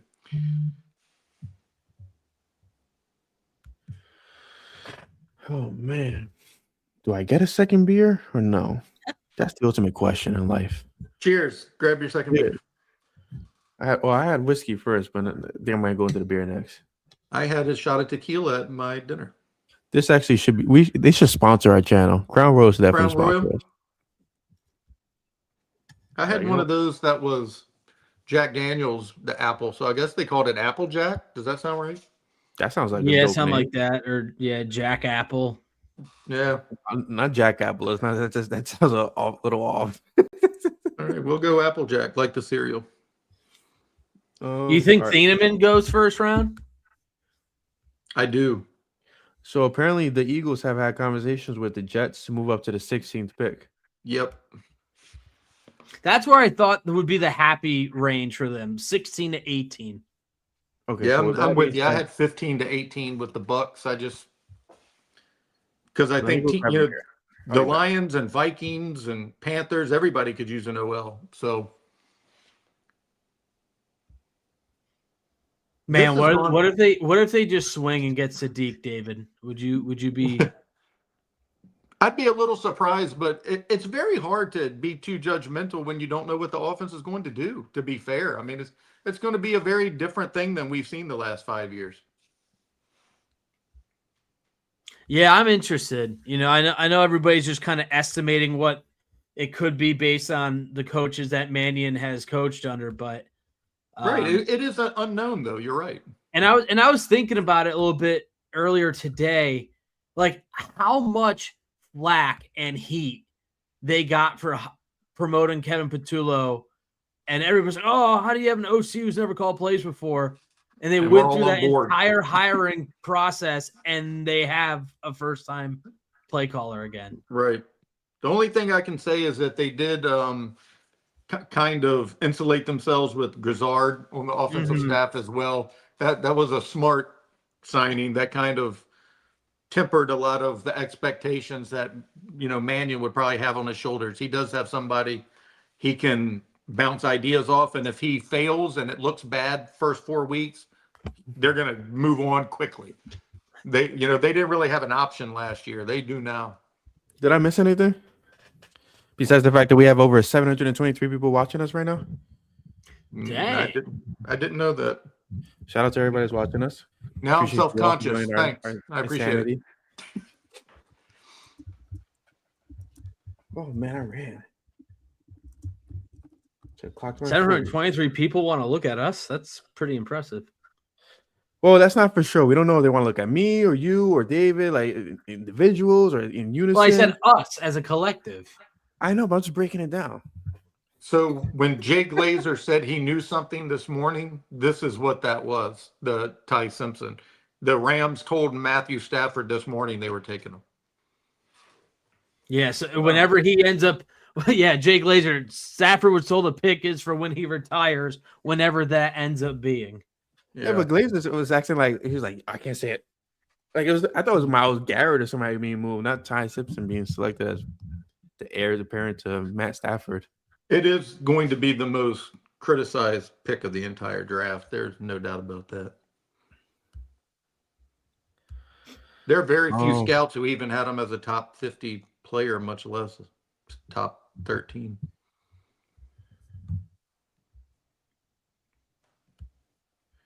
I'm trying to find a meme that I can drop on my Twitter if they actually draft Monroe Freeling. Got to find something, some sort of happiness. I'm trying to catch my breath still. Yeah, I see Jeremiah Love is going to make over $50 million guaranteed. Yeah, David said that was guaranteed. No running back contract in the NFL history has guaranteed that much money. Who's this guy? Yeah. Pat Thorman. I don't know if he's a writer, but he closes out the tweet with clown show.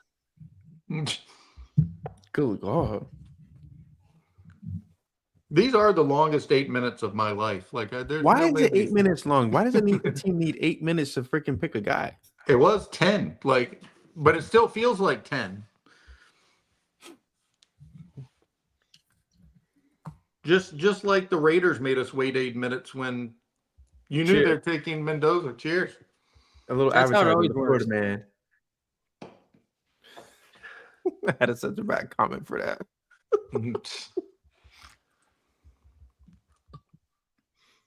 If you're joining us now, be sure to look at the comment in our Twitter chat. You're gonna see the link there to our YouTube channel. Be sure to subscribe and watch along with us. Enjoy the madness, enjoy the chaos, enjoy Corey's great hair. David's hair is always hidden with a baseball. I just got a cut. Yo, look at that. There it is. Look at that. You thought I had no hair under this hat. I know what you thought. What? Oh, is there a problem with no hair, sir? No, you do it wonderfully. I would not. I get it from Lane Johnson.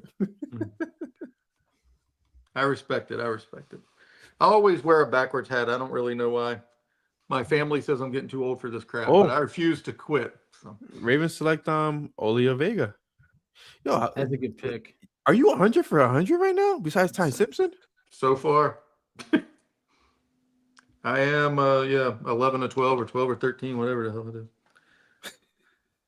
is. Wow, that's fancy. Just real time, not pre. I thought Downs would go to Washington at wherever they were at 7. I got that one wrong, but yeah, I've missed like 3 of them because I damn sure didn't take Proctor. Does Freeling go to Tampa Bay? I don't know. Now, I'd say their number one need is edge, but I don't know. Maybe they like Bain. Bain and Messador are the two top edges left and Falk, I guess. I would love to be a fly on the wall in Howie's war room right now because I would like to hear his conversations with other GMs trying to trade up right this moment. We'll see it in a few weeks. They'll post it. Jeff McClain tweeted, if Ruben Bain continues to drop, Eagles may need to pounce on the Miami edge rusher. I mean, Sports Illustrated says the same thing. I'd be a little surprised, but if he falls to their range down there, I mean, you're getting a player who most people thought would be in the top 3. So, and it happens again that a top 3 player years in a row absolutely slides into the Eagles' laps. 3 freaking years in a row because they stole John Campbell, they stole Coop and Quinion.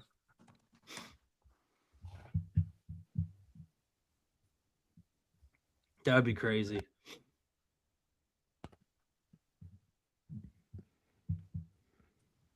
By the way, how's the weather up there? Hot as Actually, hell. beautiful today. It was like 70 and sunny.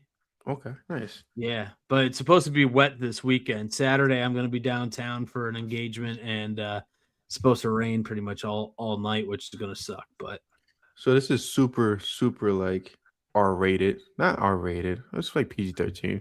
I was going to say, let's not get kicked off here. We're doing pretty well. I went to the taco spot today, and there was an advertisement in the taco spot that said, "WAP is coming." WAP.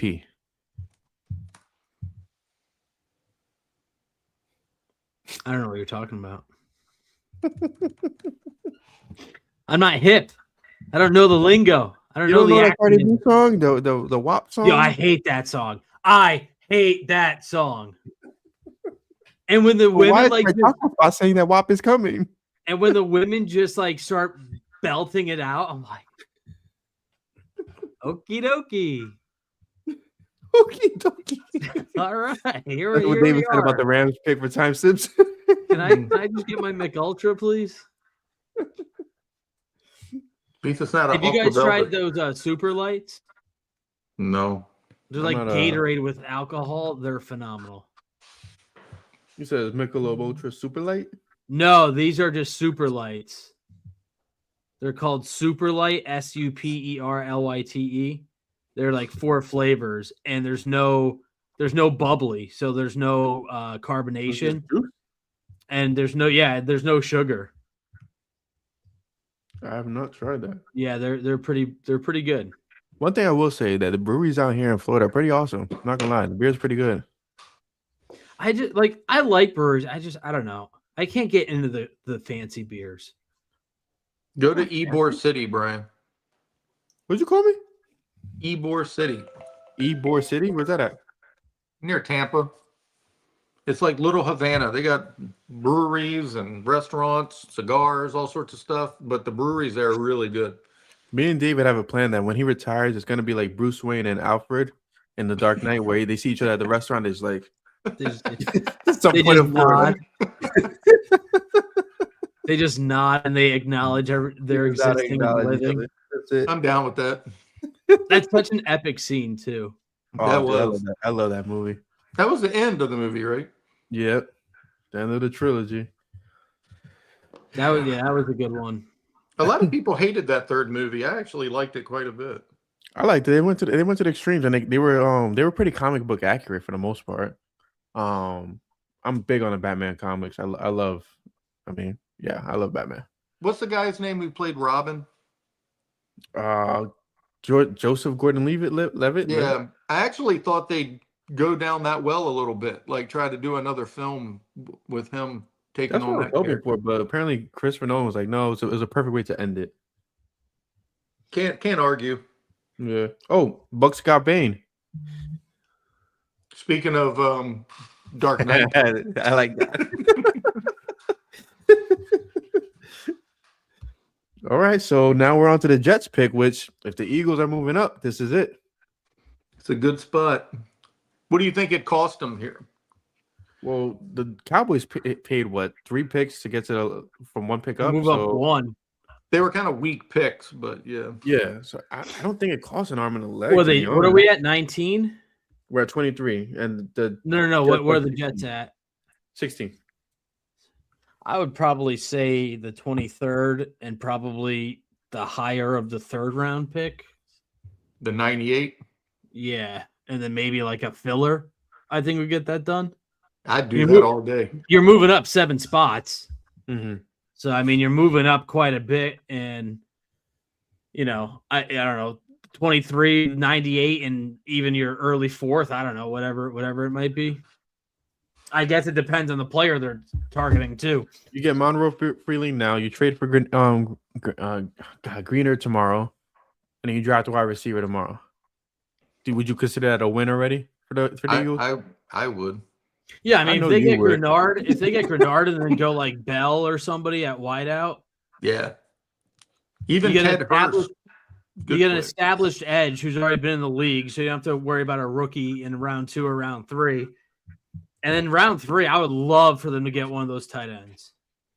Agreed. Guys, Like, I think clear, that right? is such a sweet spot in this year's draft. Now, we mentioned it ad nauseum on the pod, but like I was so surprised they didn't take a tight end last year with the class that they had. Like this year, I feel like you got to dip your toes into the tight end pool. Yeah, I agree. The Eagles talked to both the Bucks and the Jets about moving up, according to Sal Palantonio. No doubt about that.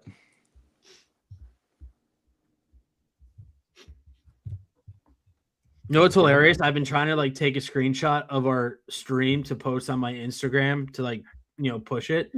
And we're either not looking up at the same time or like we're laughing and one dude's got like half of his eyes open. Yeah. Yeah, just for 3 seconds. But we're on a delay though, so we gotta like randomly smile. And then just let me know. All right, you ready? 3, 2, 1. All right. I gotta be ready now. All right. I just showed my phone on the stream. All right, hang on. We got it, boys. You ready? Here's the countdown. Oh, we got it. There we go. We're rocking and rolling. All right. That'll be our promo picture. Yeah, there it is. Come on, man. Make the trade, Howie. Trade with the Jets. Let's go. I need a little news in my life. You just want to go to bed. Yo, if they trade back, could you imagine if they trade back? Like, I know fans don't love, like, you wait up and you're like, oh, great, we took an offensive lineman, like, how exciting. But obviously, it's integral to the success of the team. But if they trade back and you wait all night, well, almost all night, I'll be so mad, bro. I'll tell you, I went to their draft party one year, and they traded out of the first round after we were there for 4 hours. And nothing even happened. We just all went home pissed off. Like it was terrible. No consideration for the fans. No. And I went again when Chip Kelly was the coach, and the whole night everybody screaming, "Make the deal, make the deal." They wanted them to move up for Marcus Mariota, which of course he didn't, and everyone was mad again. So both of my experiences there on draft night were just a bunch of angry fans. All right. If you're tuning into us now, be sure to look at the comments in our Twitter chat and subscribe to our YouTube channel and head over there. And embrace the madness that is of Flipping the Birds Tuesdays, Wednesdays, and possibly even sometimes even Thursdays. It's been I feel like the Jets have been on the clock for a while, right? Or is it just me? And come for Corey's selfies. well, I don't want to like post bad pictures of you guys. I'm looking out for you.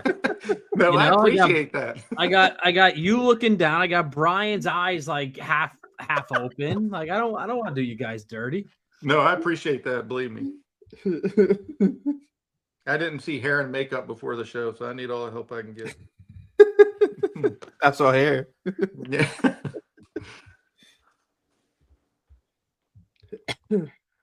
Oh, Jets are picking Kenyon Sadiq. Wow. Do they have a quarterback? Yeah. Geno Smith, right? Tanner McKee. Detroit, do they have a need for a tackle? Oh yeah. They're going tackle. They might even go Monroe. This could be the dream over right here. Oh my God. Come on, Philly. All right. Who are you guys following? Like maybe my internet just there we go. I just read Jordan Schultz and Ari Marov on Twitter. Yeah, I got everything quick. Was it announced on TV yet? I got Jets fans. TV is still on the Bucks pick. I was gonna say I don't want to spoil it for my Jets friends but I'm shocked like my phone's not blowing up. It's all on Twitter right now. So if Monroe Freeling is gone, Omar Cooper Jr. Oh, sorry. Caleb Lemieux, however you say his name, Blake Miller, and Max Ihenekor, I guess. Do you think if Monroe Freeling is gone, it's still going to be an offensive lineman? I don't know then. I mean, they could move down and still take one, in my opinion. Like, Like he's stressed in these drafts. He probably has tiers. Like after Monroe, he probably has 3 OTs there. And if all 3 of them are sitting there at 23, he's going to move down 3 spots because he's guaranteed to get one. Eagles Twitter is having a meltdown right now because Kenyon Sadiq is not an Eagle. I didn't think it was going to happen. I never thought it was going to happen. Tight end in the first round makes 0 sense. He's a good player, but a lot of his targets are manufactured, and that's just not how the Eagles kind of run their offense. It seemed like a strange fit unless they were really changing things up. Would you say Detroit needs a tackle or edge more? Tackle. Oh, damn. They were really high on Blake Miller throughout the process, though. Without saying too much. Yeah, they really like Blake Miller. So yeah, who knows? When David catches himself. I don't know, like of Freeling, was it Ironshore or Miller? Who would you prefer of those 3? I know I'm you're Team high on Monroe. Freeling. Yeah, I'm Team Monroe just because of the ceiling. Next, I'd probably go Mad Max again because of the ceiling. If they're looking for somebody who can come in week 1 and play snaps if needed, play guard if needed, it's Blake Miller. I mean, he's battle tested. He's a really good player. People would probably not be thrilled with that pick, but he's a really solid player, and he would bring a lot of depth. Again, I can't remember how many games, the Eagles offensive tackles have missed the last 2 years, but it's in the teens. So, I mean, Miller would have a role pretty early on. I do want to acknowledge in the chat, Sean Shank, who's been a long time Flipping the Birds guy and PSN guy, for joining us today. And we are 1 away from 800s right now. I'm gonna follow I think they said if Corey shaves his head live on a podcast, we'll touch 900 in an instant. All right. You won't have Corey on a podcast. I'll set up a GoFundMe. We'll raise at least $20, Corey. Yeah. $20, do it. Hang on. I fear my wife is trying to kill a bug and my dogs are going ballistic. Hang on. Corey has the most unique situations during podcasts.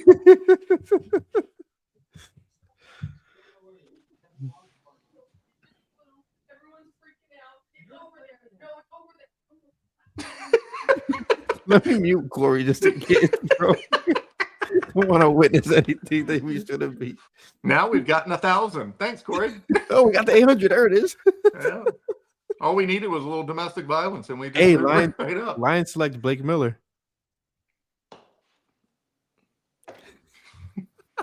Understand you, bro. Come on. Just admit, I'm just slaying it right now. You have to give me my credit. I always give you your credit.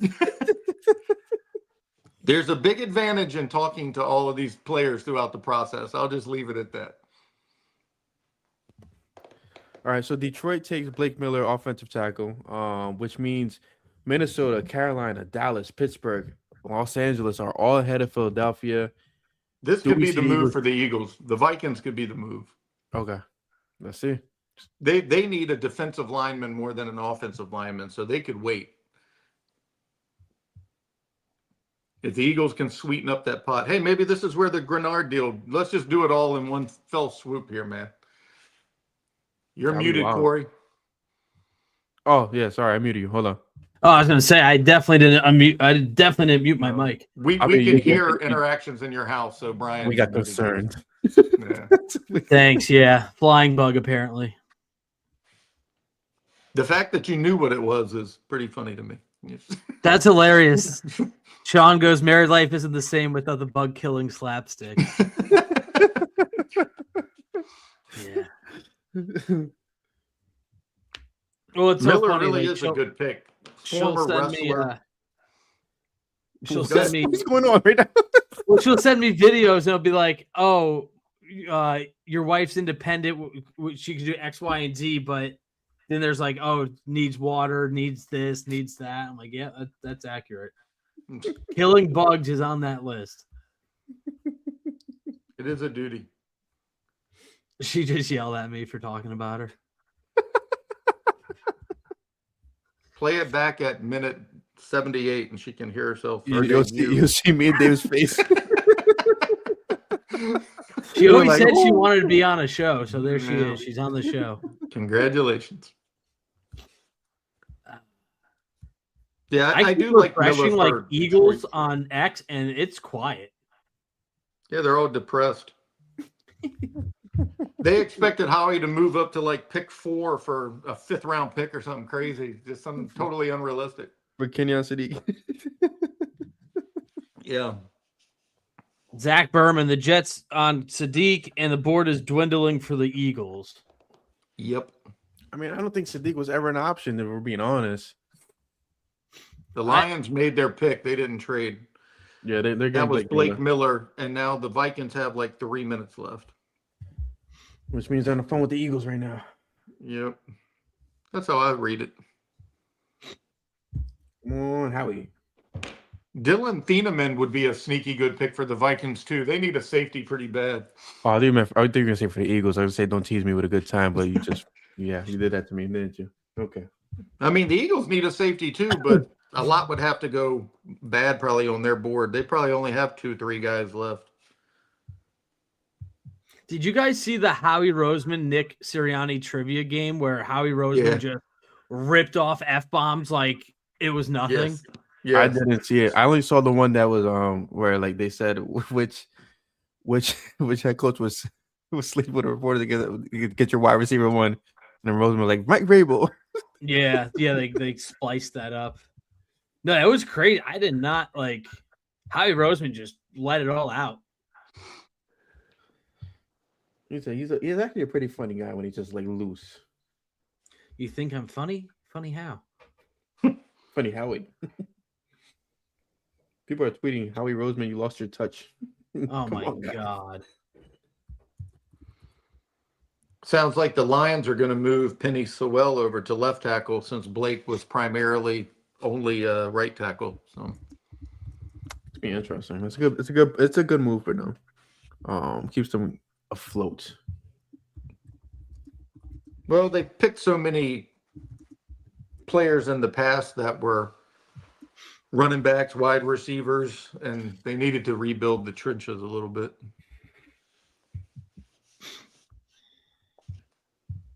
Vikings still negotiating. Now me getting an alert on my phone, and it's actually Corey tweeting out. I got scared for a second. I'm like, oh, something happened. Keeping you on your toes.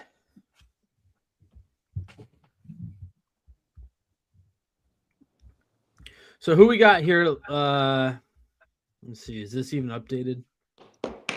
So ESPN's best available right now is Mekhi Lemon, the wide receiver out of USC, for what it's worth.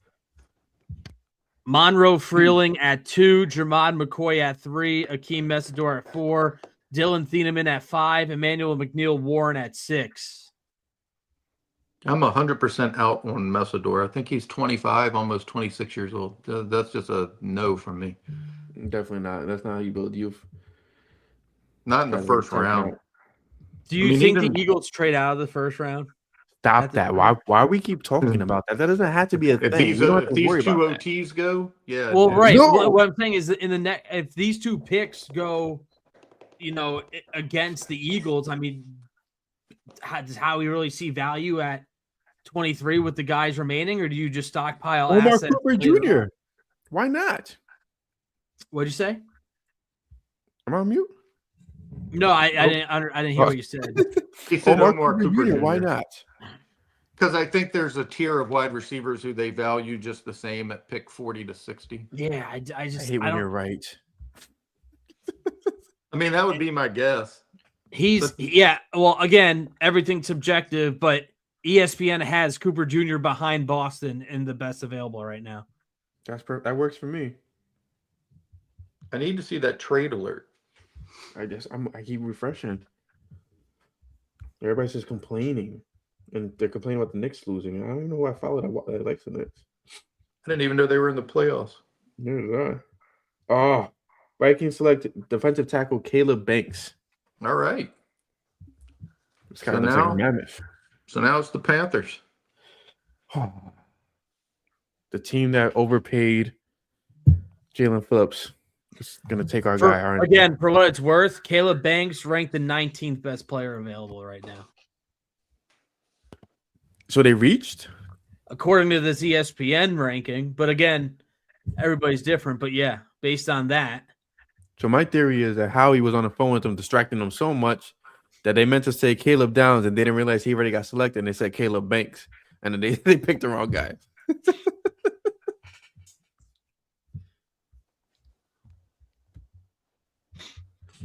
Could you imagine if Monroe Freeling just falls at 23? Oh, man. What a steal that would be. Now, like, I'm curious. Like, you talked about it. Like, I'd love to be a fly on the wall in the war room. Yeah. How do the GMs know what these, like, obviously, like, the team needs, but you can't really pinpoint exactly where they're going to go. Like, that's what's fascinating to me. It's like, okay, Freeling's still here. There's a couple teams that could potentially take him. Do we just, roll the dice and make a move and ensure that we get him if that's who they're targeting? I would. I mean, they got to jump the Steelers, who I think liked Proctor a lot and probably still want OL. They're not getting a quarterback here, so even the Panthers could use an offensive lineman, quite honestly. Why would you say something like that? I don't know. It's so crazy how many Eagles fans are not happy with this draft. How dare I bring reason to the conversation? Yeah, I don't know what they're so unhappy about if they still get an offensive tackle. Like, it hasn't been bad, but they want the flashy moves. They want the wide receiver. They want the tight end, but they're going to come. They're going to get them. I mean, two of the players who I think the Eagles would have really moved high up for were Caleb Downs and Jordan Tyson, and they both went top 10. I mean, it's very difficult to move from 23 to 10. But they're in range to get whoever they want now. Are we absolutely sure the Eagles will not move up for Thieneman? If the Eagles want Freeling, they can move up right here. I mean, they're in position to move up if they want. They could have probably done that with the Vikings. I'd have been shocked if Caleb Banks went anywhere before 23. He was limited to only 3 games last year. I mean, he's a bit of a wild card as well.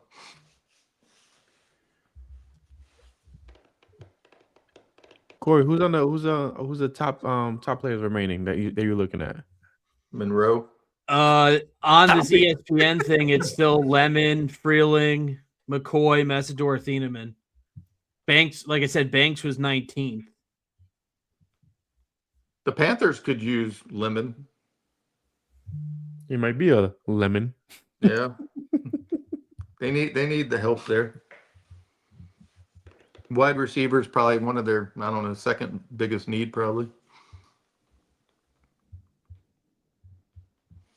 More teams are selecting premium positions at the top now than they ever had before. I mean, the only safety off the board is Caleb Downs. Panthers got Freeling. Yeah. It's a good move. Damn.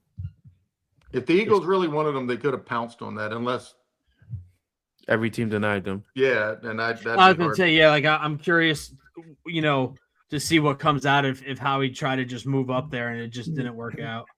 Yeah, that the Vikings were just too scared. I mean, Detroit wanted Blake Miller. They weren't moving. Jets wanted Sadiq. They weren't moving. Do you feel like Philly goes into the guy that you originally said that the Eagles should draft? Should draft Max Ianacor? Yeah, the anchor. I call him that because I have no idea how to pronounce that man's last name. I've heard like 6 different pronunciations. Me too. He has been linked to in a lot of mocks too. Or they could just draft Dylan Thieneman and make me happy. Make me right for once. Ianacor is 25th best available for what it's worth. So is that a reach? Who knows? But he has been slotted in that range. I don't even know who I still have as players I think would be.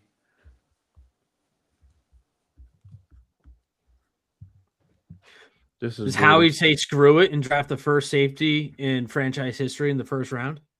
Eagles are trading up. Oh, here we go. Eagles are trading up. Eagles on the clock at 20.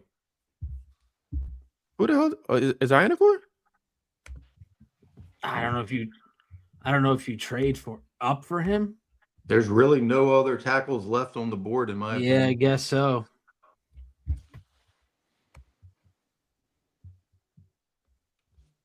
Losing out on Freeling was a blow. They traded Dallas. Wow. I wonder what they traded to Dallas.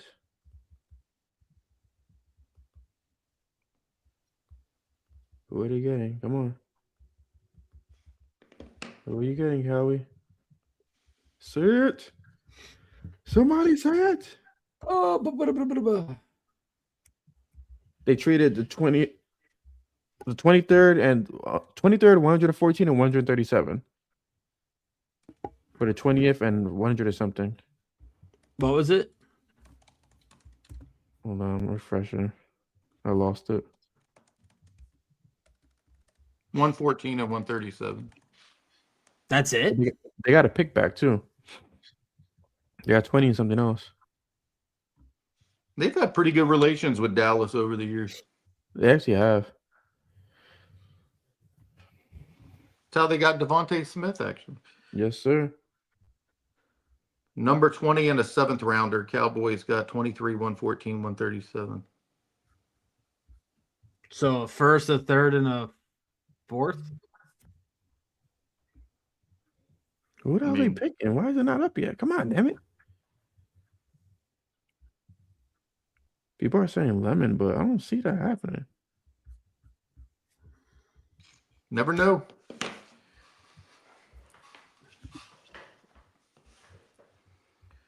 He has taken a 20th and a 7th rounder. Yeah. You have to love the admin for the Eagles Twitter. I know they just tweeted it's happening, people. All the SpongeBob with the fire. Come on, guys. Who is it? Somebody tells me one more time that they trade up with Dallas.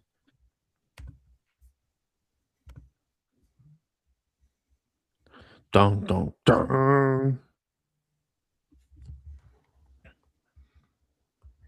Fifth time in 6 years now, right?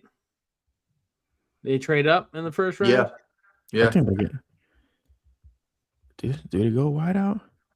People are saying Lemon, but that would be a shock. It's got to be Ianacor. I ain't Anchor. We got to learn to pronounce it if that's the case. I think it's Ian Achor. What'd you say? I think it's like Ian Achor. If we could learn Halapulo Vidavati, then I can learn anything. Like, I'll figure it out. I'm about to pull it up right now. He was a soccer goalie. I'm not committed until he's drafted. I will never learn his name if he's not on the Eagles. Nobody's leaking the pick already. Come on. Oh, Mekhi Lemon to the Eagles. Wow. Zach Berman just broke it. They traded up for a wide receiver. Wow. Well, that answers every question you ever needed to know about A.J. Brown. Yep. Wow. Eagles select Mekhi Lemon. Oh, my God. That's crazy. So, I know one of you are going to head out to write the article. Who's that going to be? Because I'm curious. I need a breakdown on Lemon. Does David want it since he's our in-house draft guru? I really did not watch very much of him, if I'm being honest. I don't watch USC. Wow. I mean, he's the number one wide receiver available on this list. Led the Trojans in receiving yards over the past 2 seasons, primarily in the slot. Polished route runner who can create separation against man coverage. Does a good job attacking green grass against zone coverage. While Lemon did not run at the combine, he shows great speed and consistently gets behind defenders on film. He is willing to work over the middle, sacrificing his body to haul in contested catches. He plays through contact well and shows strength at the catch point, providing a reliable target for QB. Though he measured it in with smaller hands at the combine, that didn't seem to affect his ability in college. Lemon dropped only 3 balls in 3 seasons, and on screens, he displays great spatial awareness when navigating in the open field. All right. I thought Liam was doing this. No, I think Corey said he was going to do it. We're live on the I don't podcast. care. I don't want to step on your toes, David. You've been crushing our draft coverage, so.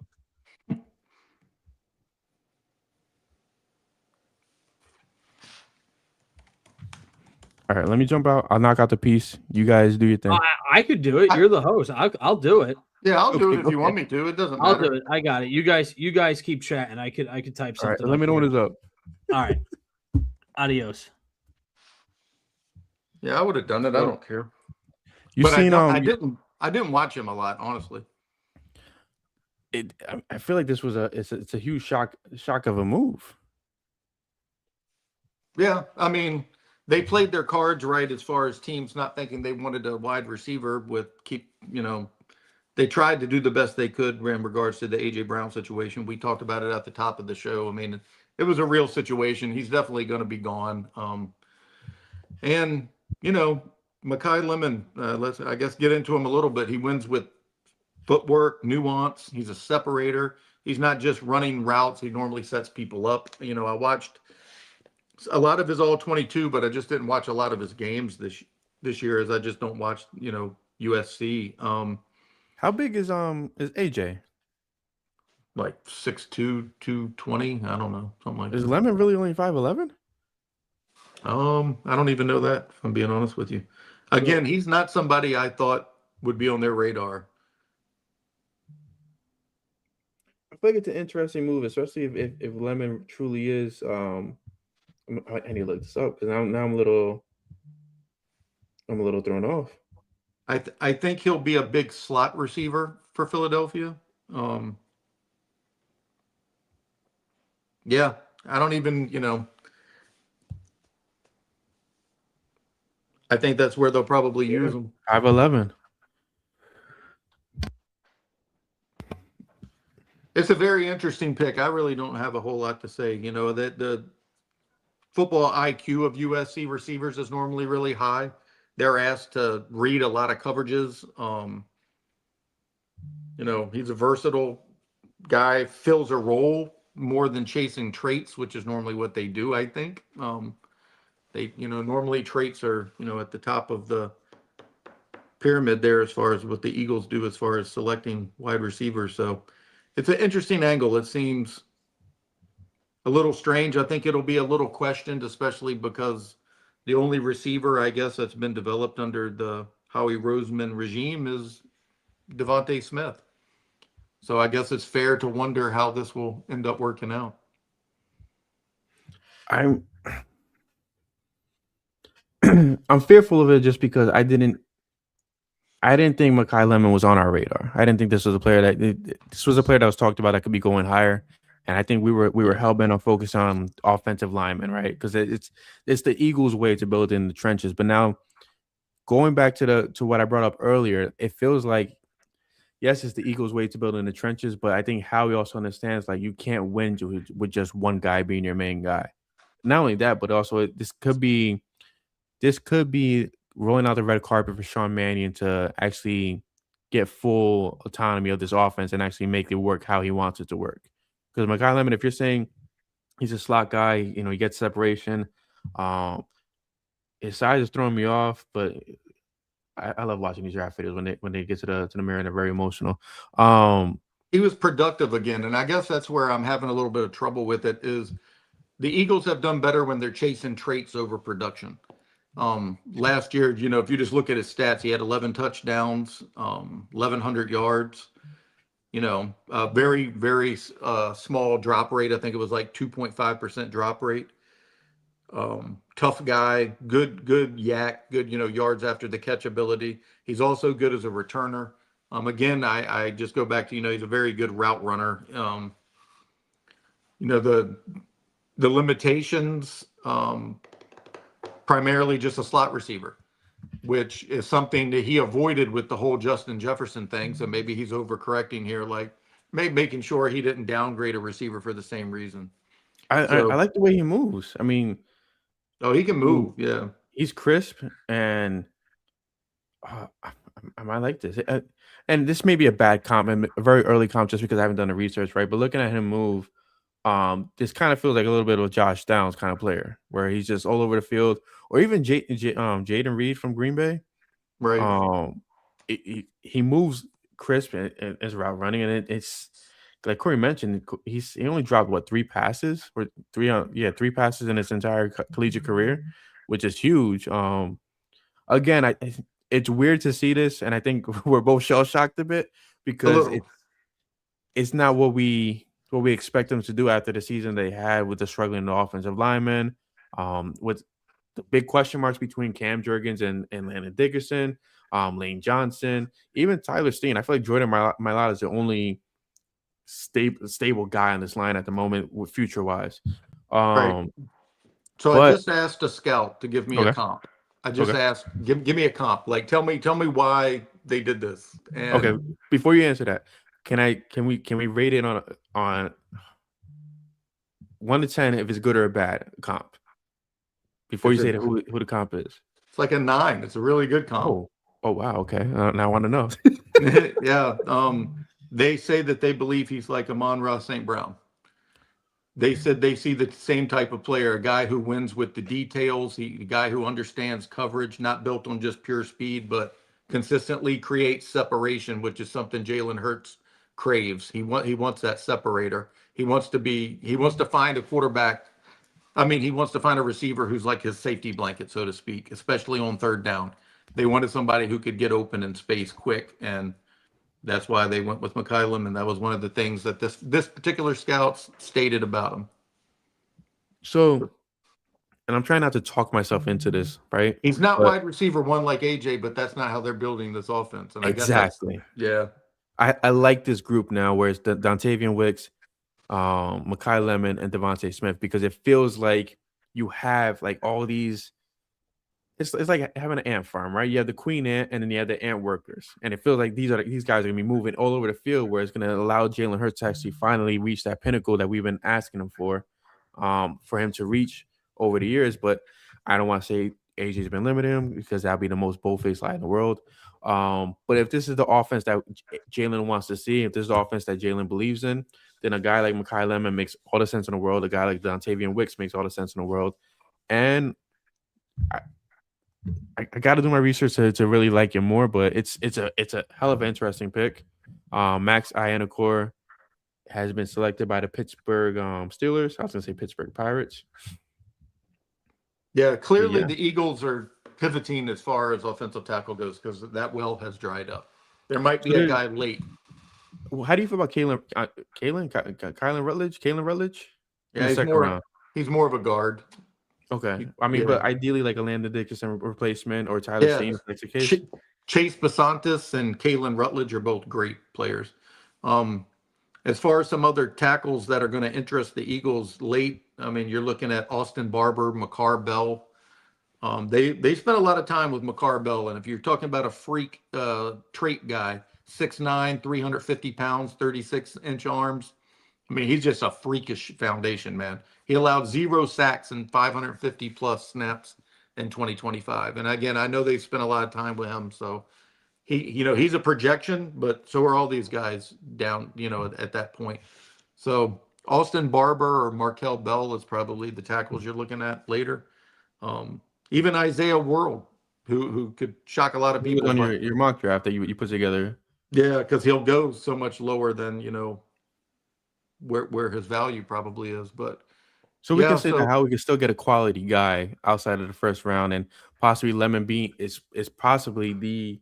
I mean, obviously, from my understanding, he was ranked higher than a lot of the guys that we were thinking in Omar Cooper, Denzel Boston, as well as Ted Hurst, among others, right? And Chris Bell. So obviously, the Eagles saw something that fit him, and they may have gotten a steal. But I feel like offensive linemen are still valued there. There's a lot of guys that you mentioned that we'll see in the second round. And then you can still get tight end and possibly the third round with a guy like Max Clare, Eli Towers. Yeah. And then there's a third one, Oscar Dupp. And to be fair, we're only seeing a small view of this right now. We don't know what the compensation for AJ Brown is. It could be a player coming back involved too. Yeah, to make assumptions of what this full view is going to look like, September 8th or whenever they played their first game. We got a very limited view of that right now. So I like the Amon-Ra St. Brown comp. That's pretty awesome. And I putting was him in the offense surprised. with Yeah. Devontae Smith. I mean, I texted him immediately, and that was the first thing he said. So Jay Fizz wants to know if a tight end would be great for what we're expecting Lemons to do. And I think, we talked about it earlier, right? Like, Devontae Smith's going to see so many targets now going forward. Lemon's going to see so many targets as well as Wicks, right? But with this new offense of Sean Mannion, is it going to be more so heavily focused on the wide receivers, or are we going to see the tight ends be mixed in a lot more than we are used to? Yeah, I think one thing Lemon does, and again, I'm just going about all 22. I haven't watched a lot of games, but he consistently wins underneath and in breaking routes, and defenses just can't sit on the tight end now because he's able to do a lot of those underneath routes as well. It isn't just what he'll produce on the field himself; it's also what he is going to force defenses to do. And apparently, they're going to make big changes there. I think he'll directly help the tight end because of that. He's a chain mover, reliable target, like I mentioned earlier. He's a slot, quick in and out guy, and he's going to open up the tight end seams. They're not going to be able. Defense is not going to be able to sit on routes on tight ends anymore. So, for those reasons, I can see the vision of how they're trying to do this offense, and that might be why they didn't take an offensive tackle. And who knows? Lane could have told him, "I'm here for 2 more years. Don't waste the pick." I mean, we really just don't know. I mean, we kept thinking Kelsey every year. He's going to leave. He's going to leave. The guy played till he's 36, 7 years old. And quite frankly, if you've ever watched Lane Johnson work out, there is nobody in better shape than Lane Johnson. Or, I don't care if it's a 25-year-old who just came into the building at offensive line.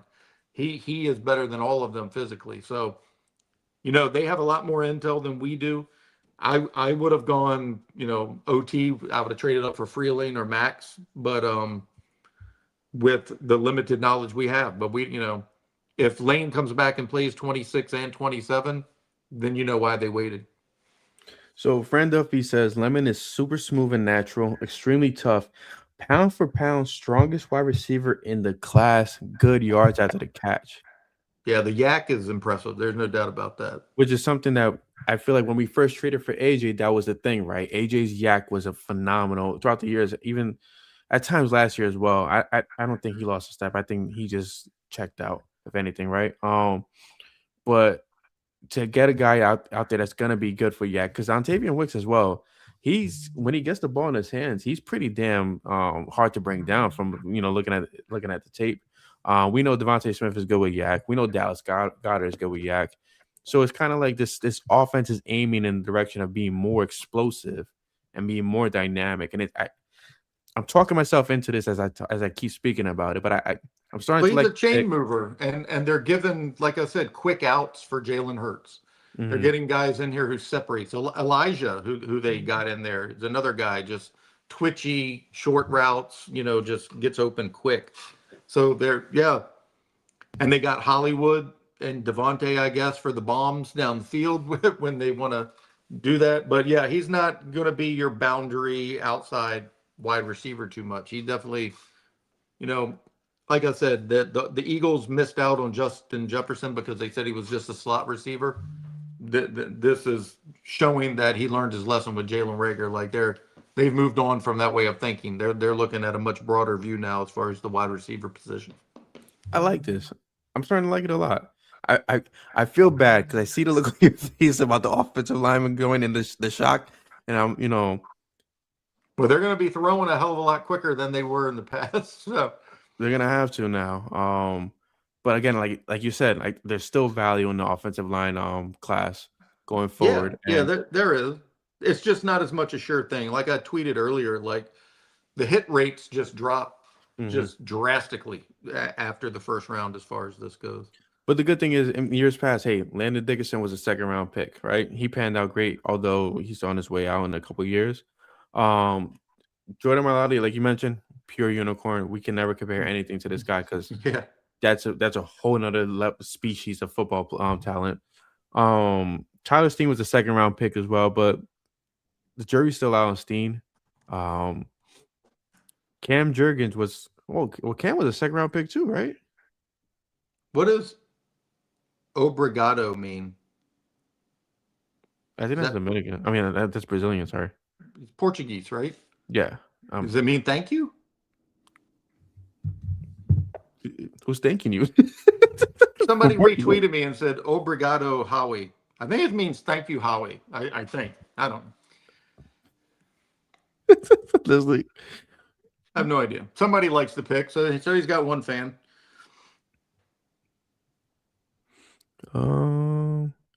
It's Portuguese for thank you. All right, teamwork. We figured it out.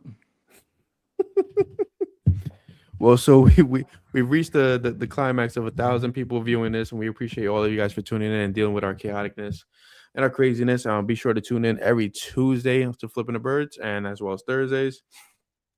We break down everything, Eagles news, anything that happens.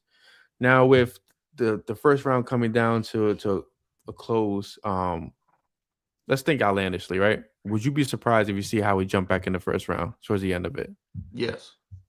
I don't know that they have the ammo to do it unless, I just don't see that happening.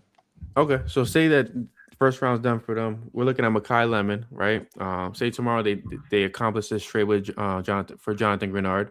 Then it's Mekhi Lemon, Jonathan Grenard, and a second round pick of an offensive lineman, whether that be anybody that we mentioned. How do you feel these first three picks could turn out for them? I mean, again, I'm going to really dive into Mekhi Lemon tomorrow when I'm traveling.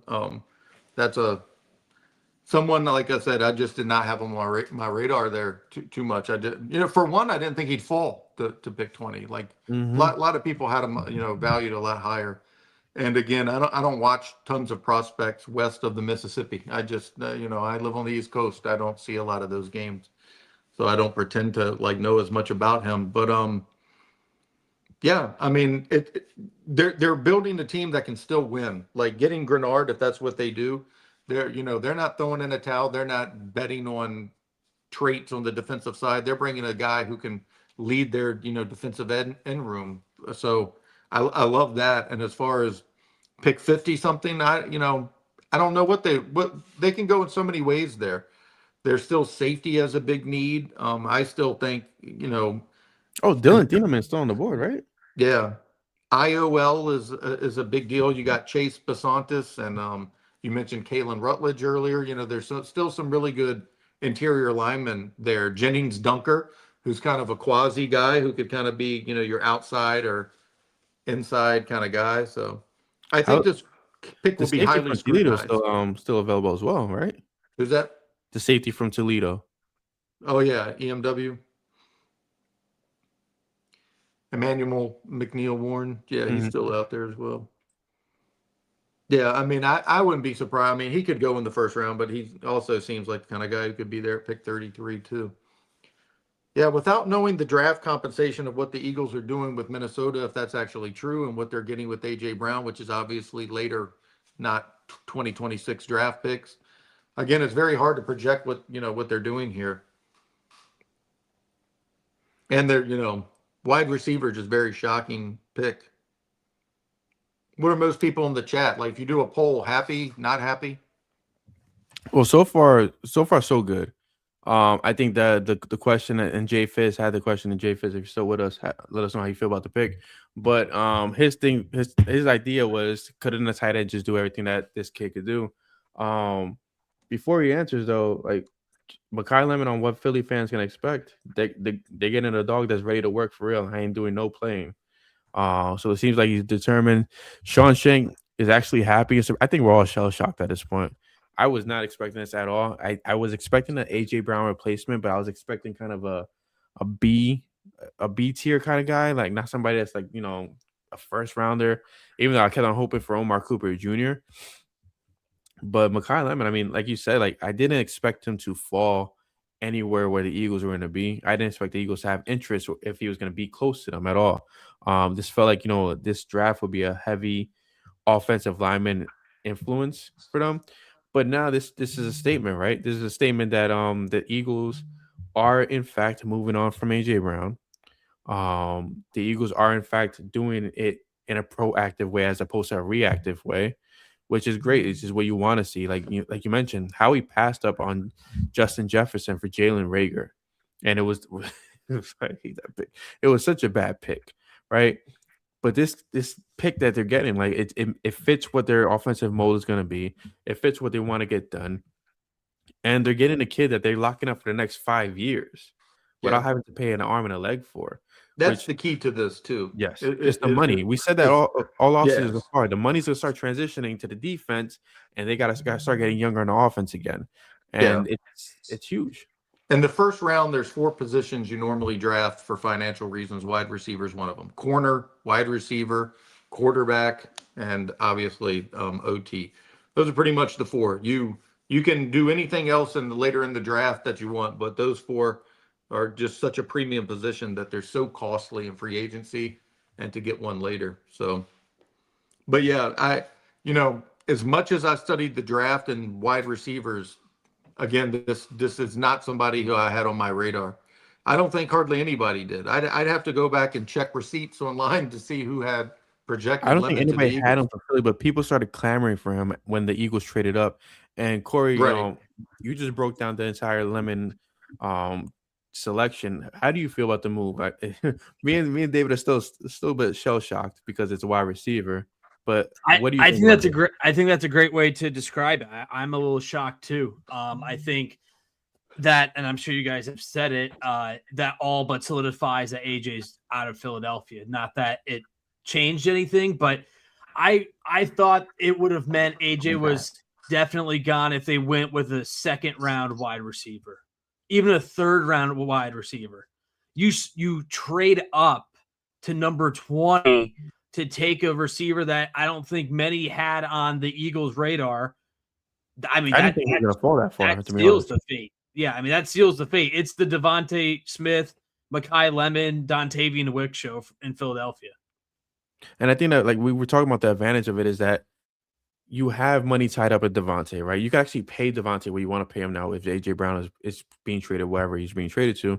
Dontavian Wicks was given a 1 year contract extension, so he's here for the next 2 seasons.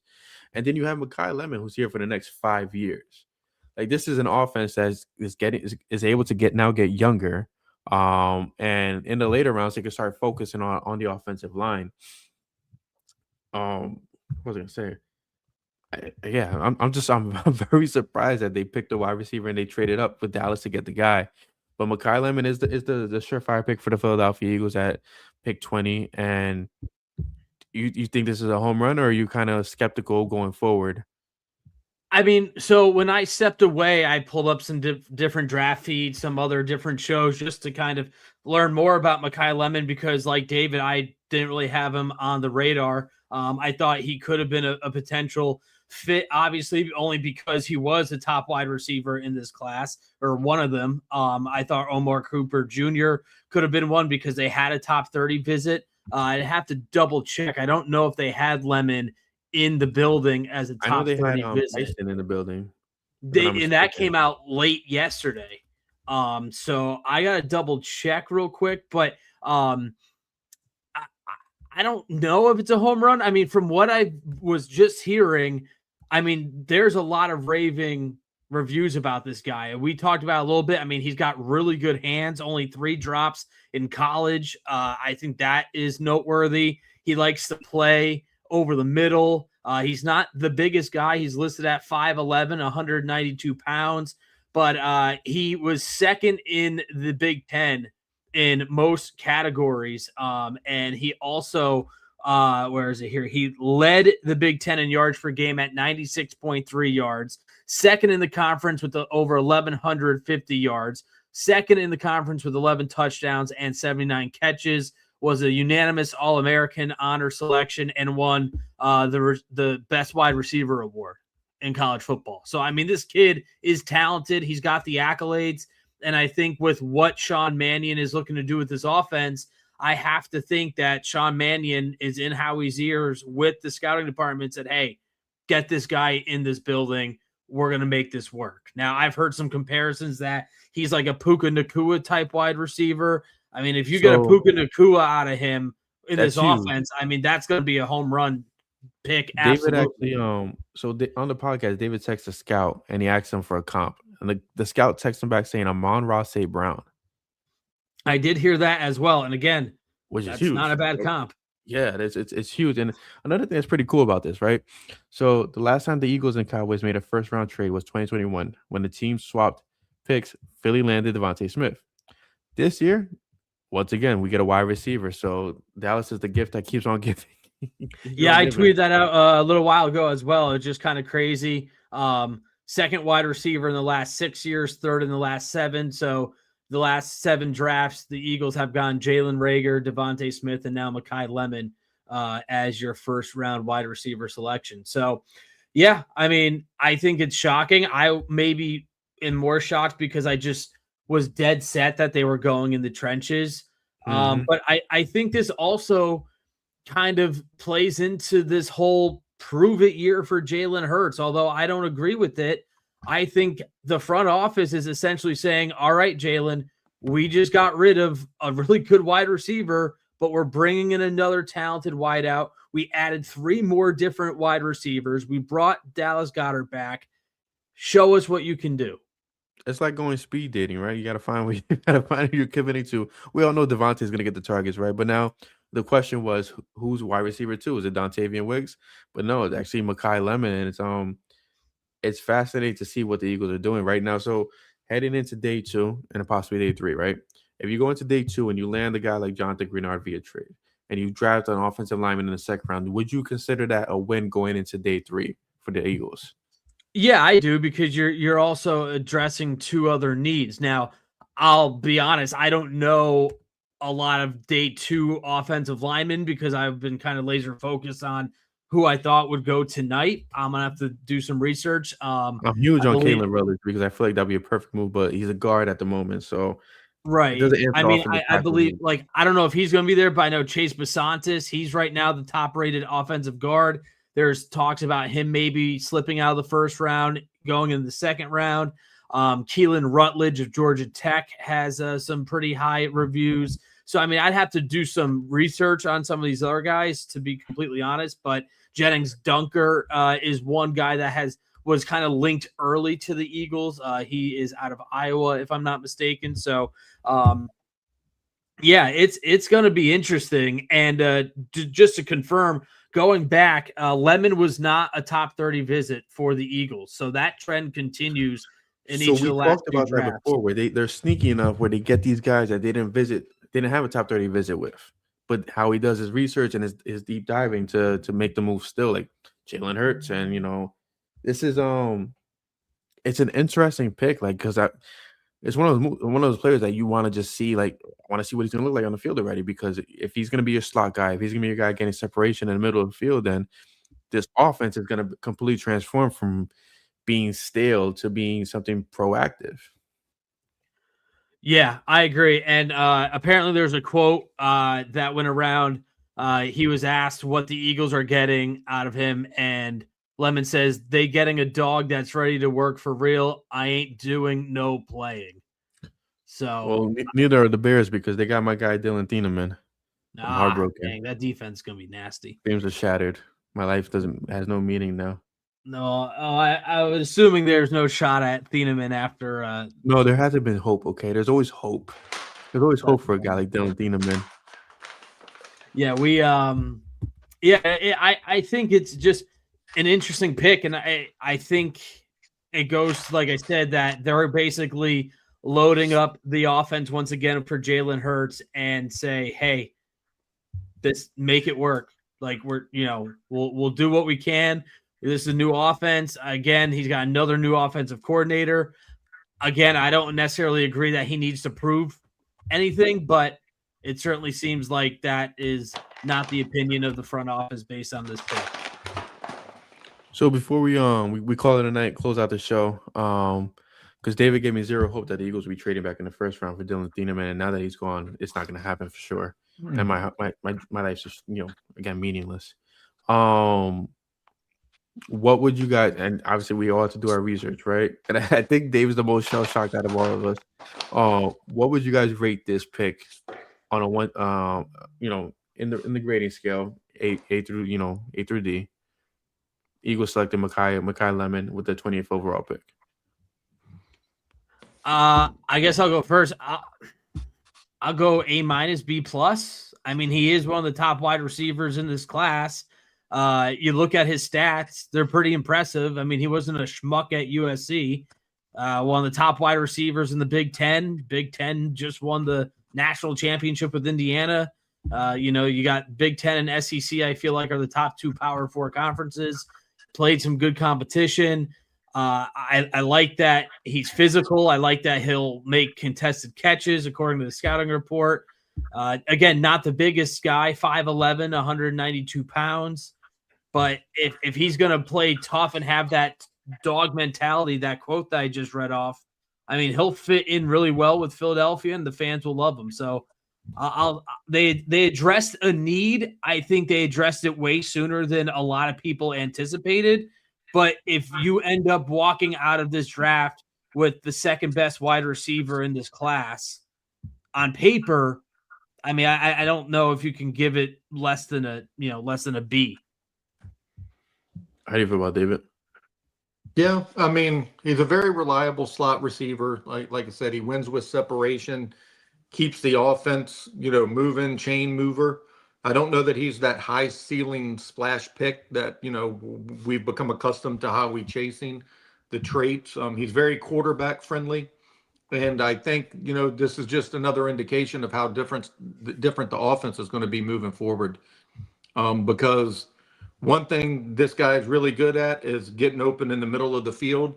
So everybody who week after week said we never throw the ball over the middle of the field, I think you're going to see a whole hell of a lot of it, or else it just doesn't make sense that we drafted him.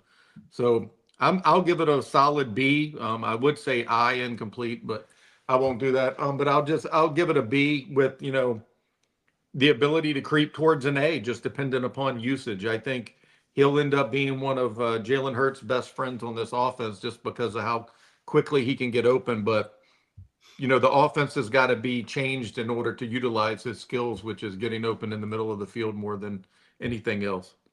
I just saw this on Twitter. Lemon was Daniel Jeremiah's 12th best prospect.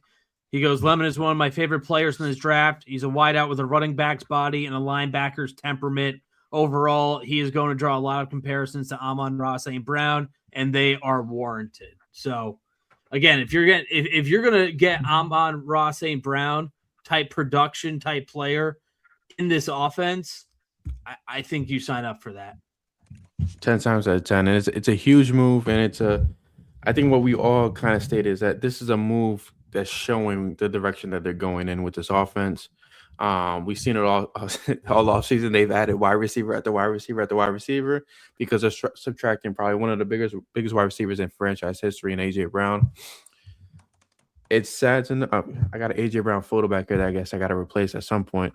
I don't mean to cut you off. I think sad, disappointed, I think are accurate adjectives because I think Eagles fans who, yes, even though they were tired of AJ's antics, maybe they're mad at him for doing what he's doing. I think when they traded for him on that draft night, now 5 years ago it was, for essentially nothing. I mean, that was one of the biggest fleeces, in my opinion, in recent history in the NFL. And they were so good with him. And he had 4 of the best years in franchise history. Could have been phenomenal, but it just ended prematurely, in my opinion. Oh, the Texans traded up to draft Kalen Rutledge. Wow, in the first round. I just mentioned, I thought he'd be like a second round guy tomorrow. I thought he was for sure a second round guy. I'm a little heartbroken now. One little tidbit that I'd give with this one is Lincoln Riley and Howie Roseman's relationship played a large role in them drafting Jalen Hurts. And I think it played a large role in this Mekhi Lemon pick as well. Why do you say that? They're very close. Mekhi playing in that offense with him there, and same as way Jalen did. They have a lot of intel, and the Eagles use that a lot, just like Nick with Quinyon Mitchell for using his, friendship with the Toledo coach over there. They put a lot of stock into that, and they're very close with Lincoln Riley. And I think it played a pretty large role in this decision making. When you can get that kind of intel, firsthand intel, just things that a lot of scouts and other people who are just involved in the draft are just never going to be able to get that kind of relationship with anybody at that level, like a head coach who has that type of intel. I think it's very valuable, and I think the Eagles put a lot of stock into it. In fact, they liked him so much they tried to get him to be head coach. I remember that. I was hoping for that. I don't know why he turned it down, but College just it's a different world. Steve Smith. I don't know if you guys saw Lemon's interview on the draft. I'm just pulling it up. This dude oozes confidence and cockiness, man. Like it. I think the Eagles fans are gonna love him, but man, if it gets over the top, but I like this comment here from Steve Smith. That's big. Looked at him when he gets frustrated. He doesn't turn it down, gets more active and physical in the run game. I read off that Daniel Jeremiah said that he turns into a linebacker pretty much with his physicality. Which is huge because that's exactly what the Eagles need going forward. Yeah, I mean, go, and if you guys are watching and haven't seen it yet, go on social media and just see the swagger that this kid has. I mean, he's just like bobbing his head, and he's got some moxie to him, and that's a 30. Tell me what you're seeing, so I can see it later. Yeah, I'll send it. I just sent it in our group chat, but yeah, check it out. This kid could be fun. All right, sounds good. Well, listen, I will be back on Tuesday. I don't know if you guys are do you want to record tomorrow? No, David's gonna be on a flight.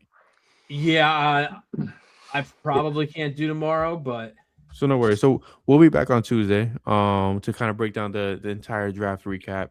But I do want to say I thank you all for tuning into us. We're at 1,100 people, and it's phenomenal. That's pretty freaking awesome, if you ask me. So we do appreciate you guys. Be sure to subscribe to our YouTube channel, which that link is in the comments. And we'll be back Tuesday to break down the entire draft for the Eagles. Again, the Eagles jumped up, traded with the Cowboys for the 20th overall pick to select Mekhi Lemon, and it shocked the world. I mean, shocked at least all of us. Hey, it worked out well. Last time they traded with Dallas for a wide receiver. So exactly. So the Dallas is the gift that keeps on giving. We got to appreciate it for the time being. And then we got to eat them up in the season. But this is a hell of a move, and we'll break down exactly what this means for the Eagles offense going forward, as well as everything else that they do this weekend. Again, we appreciate you guys for joining us today. I'm Brian Cameron alongside David Neese, Corey Naito, and we're flipping the birds.